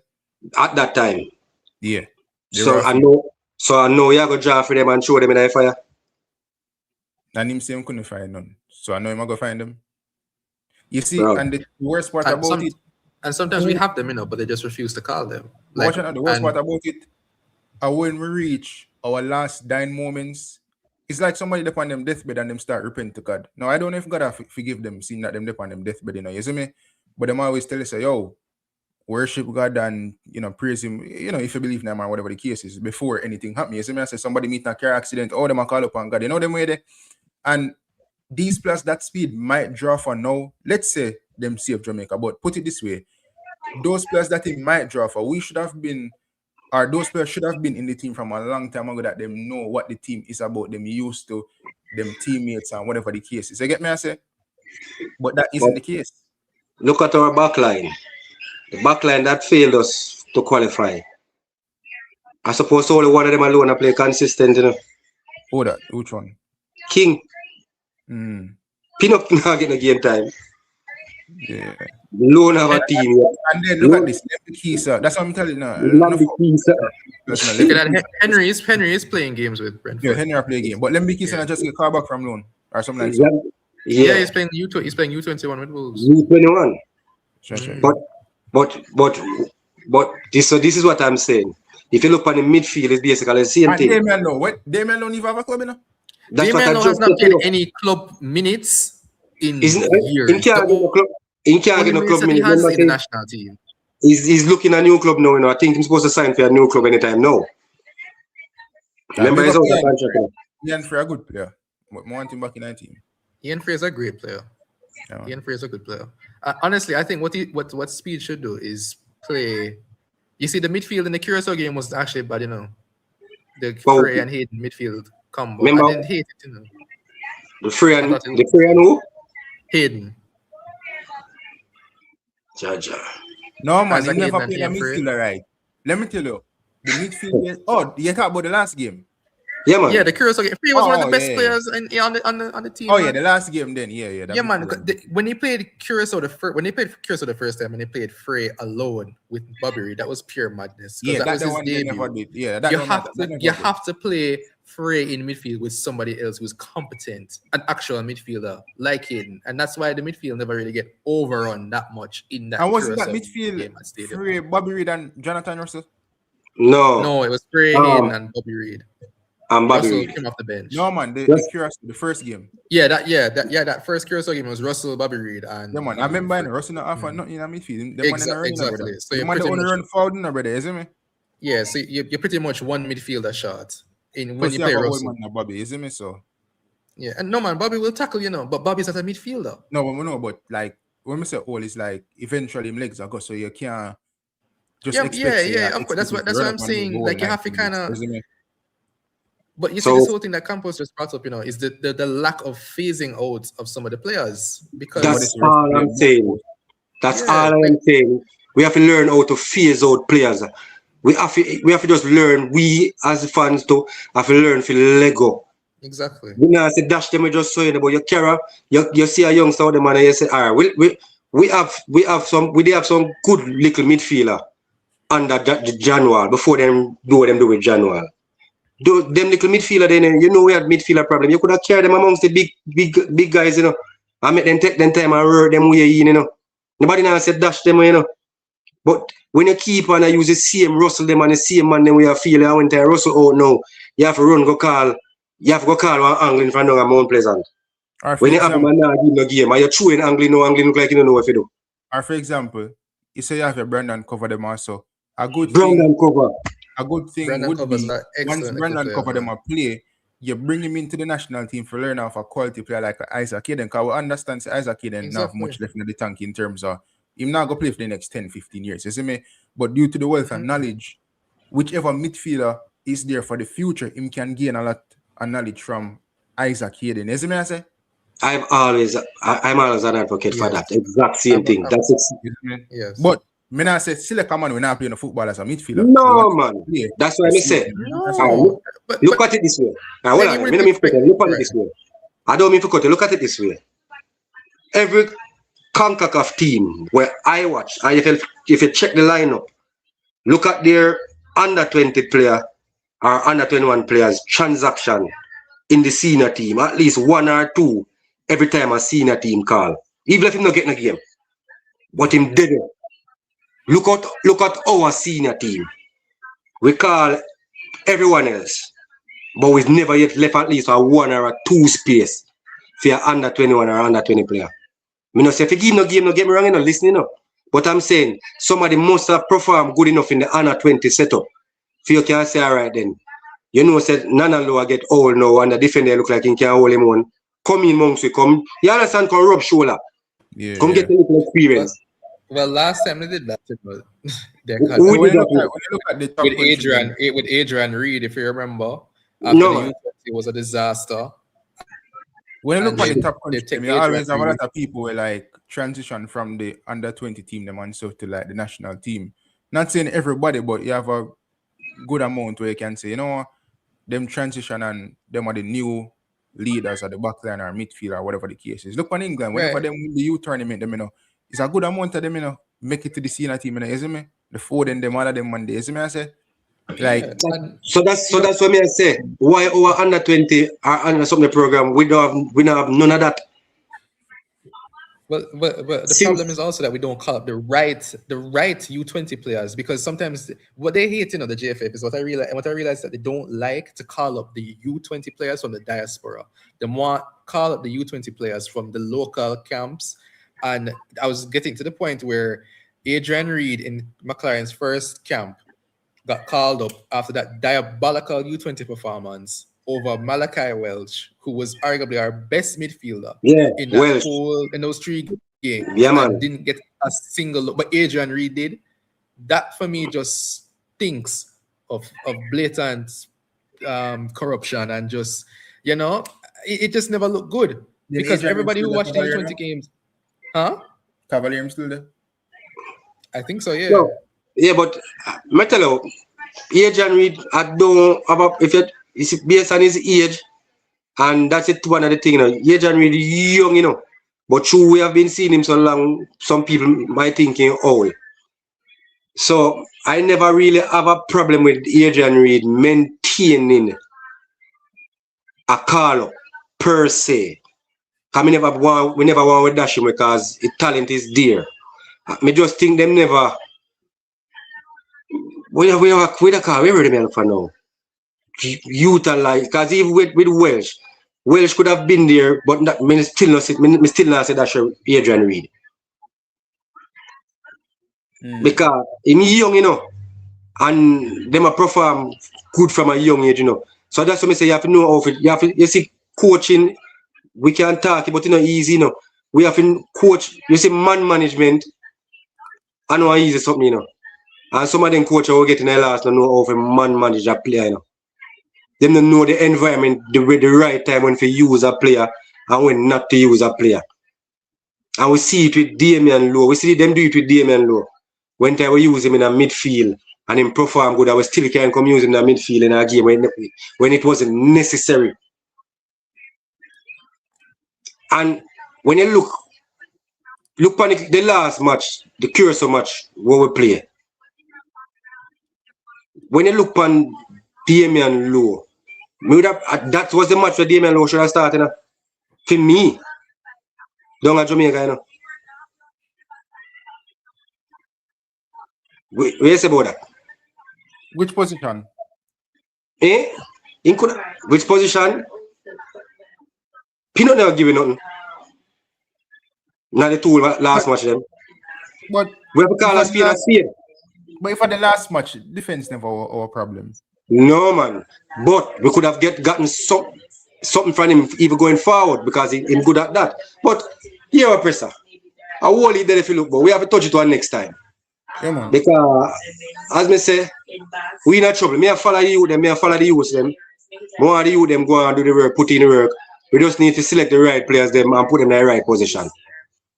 And if are the same players them will fail, we have to depend on, we no problem. Let me tell you, you know the final end of the coffin, God forbid, Jamaica not qualify for the World Cup and Algerians go qualify Ireland. Lord Jesus, people. Yeah, man, you never turn on your device, but I left for this still. People, big up yourself. Man, we link up. Big up yourself, Presser. Yeah, man. Yeah, people, big up on yourself. You know, a long time, and they can never do a live stream, so respect for the continued support. See some familiar faces or names. Me say Marcus Mosiah Garvey. Now Marcus Garvey, Black History Month. Big up to Marcus Garvey still. GSA Guna, big up yourself in a general. And big up to Bob Marley. Funny birthday. But I think Jamaica jersey is supposed to drop today, and I'm there reading an article from a couple months ago. Another ugly jersey don't see I go around on Instagram. You ugly too? Of course. I know, I like it still. But like seriously, me that burn some fire upon the ready, you know, because they must say a Rasta thing, and I say, oh no, Rasta color not supposed to be in a jersey, but me stop burning fire still, because me say if it's a tribute to Bob Marley and them type of thing, then fair enough, you see me? But I think they're supposed to drop today, but I don't know what happened. Yeah, well, before you go, you hear anything? Everybody want to know when you hear anything about the next upcoming friendly, or maybe who we are going to play? Is it the next? No, I'm not hearing nothing. Is it the next pickup game? Or are we actually going to try and get the players in who we expect to go play the match then? Well, Speed never did say they might try to get one more game, but I'm not hearing nothing about the next game. But if they might get a next game after this month at the end of the day, after this month, you see me? Yeah, but the days are go down, bro. Because he said there was going to be a second game, so you know, after that month, yeah. All right, General, big up yourself. Bless you. Man, I got respect for you at 2026, and I continue to put in a good work, bro. Yeah, man, that's a word, respect. Wow. But yeah, people, that's it. Good show, discuss a lot of things. You see me, I say, as for the Reggae Boyz, in terms of, I think the under-17 was in action to the won that game. I think the girls team been active, not the senior team, but the youth team, them, if I'm not mistaken. You see me? And then you have the March window coming up the qualifiers or the two playoff games for Jamaica. So I'm kind of positive still. At the end of the day, I'm a fan, and I'm always gonna be positive for a good outcome. You see me? As for the team selection, as the days go by, then more names will be circulating. But in terms of some updates, people, I think them said Devontae Campbell a transfer from Mount Pleasant to Montego Bay United. I don't know how big of a transfer that is. Also, I think Jordan Fletcher I leave Mobile United for go one team. Them not disclose the name of the team yet, but Jordan Fletcher is on the move. Quite a few Reggae Boyz players is on the move, to be fair, people. You see me? I said recently that January, we're just gone.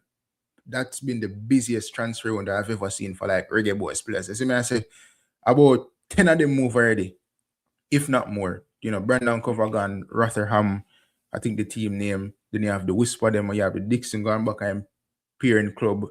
You have Cara and this will move as well to Blackpool on loan. You have Bailey we gone back at Aston Villa. So everybody was moving around. You have Damian Lowe supposed to sign for a club as well. It's just so many movements. So I guess everybody try to put themselves in a situation where them can get game time to potentially play in the March games, and then if them beat Congo and New Caledonia, them can maybe want to play in the tournament itself when it come around. Obviously, it's no guarantee, but it is what it is. But until next time, people, stay safe.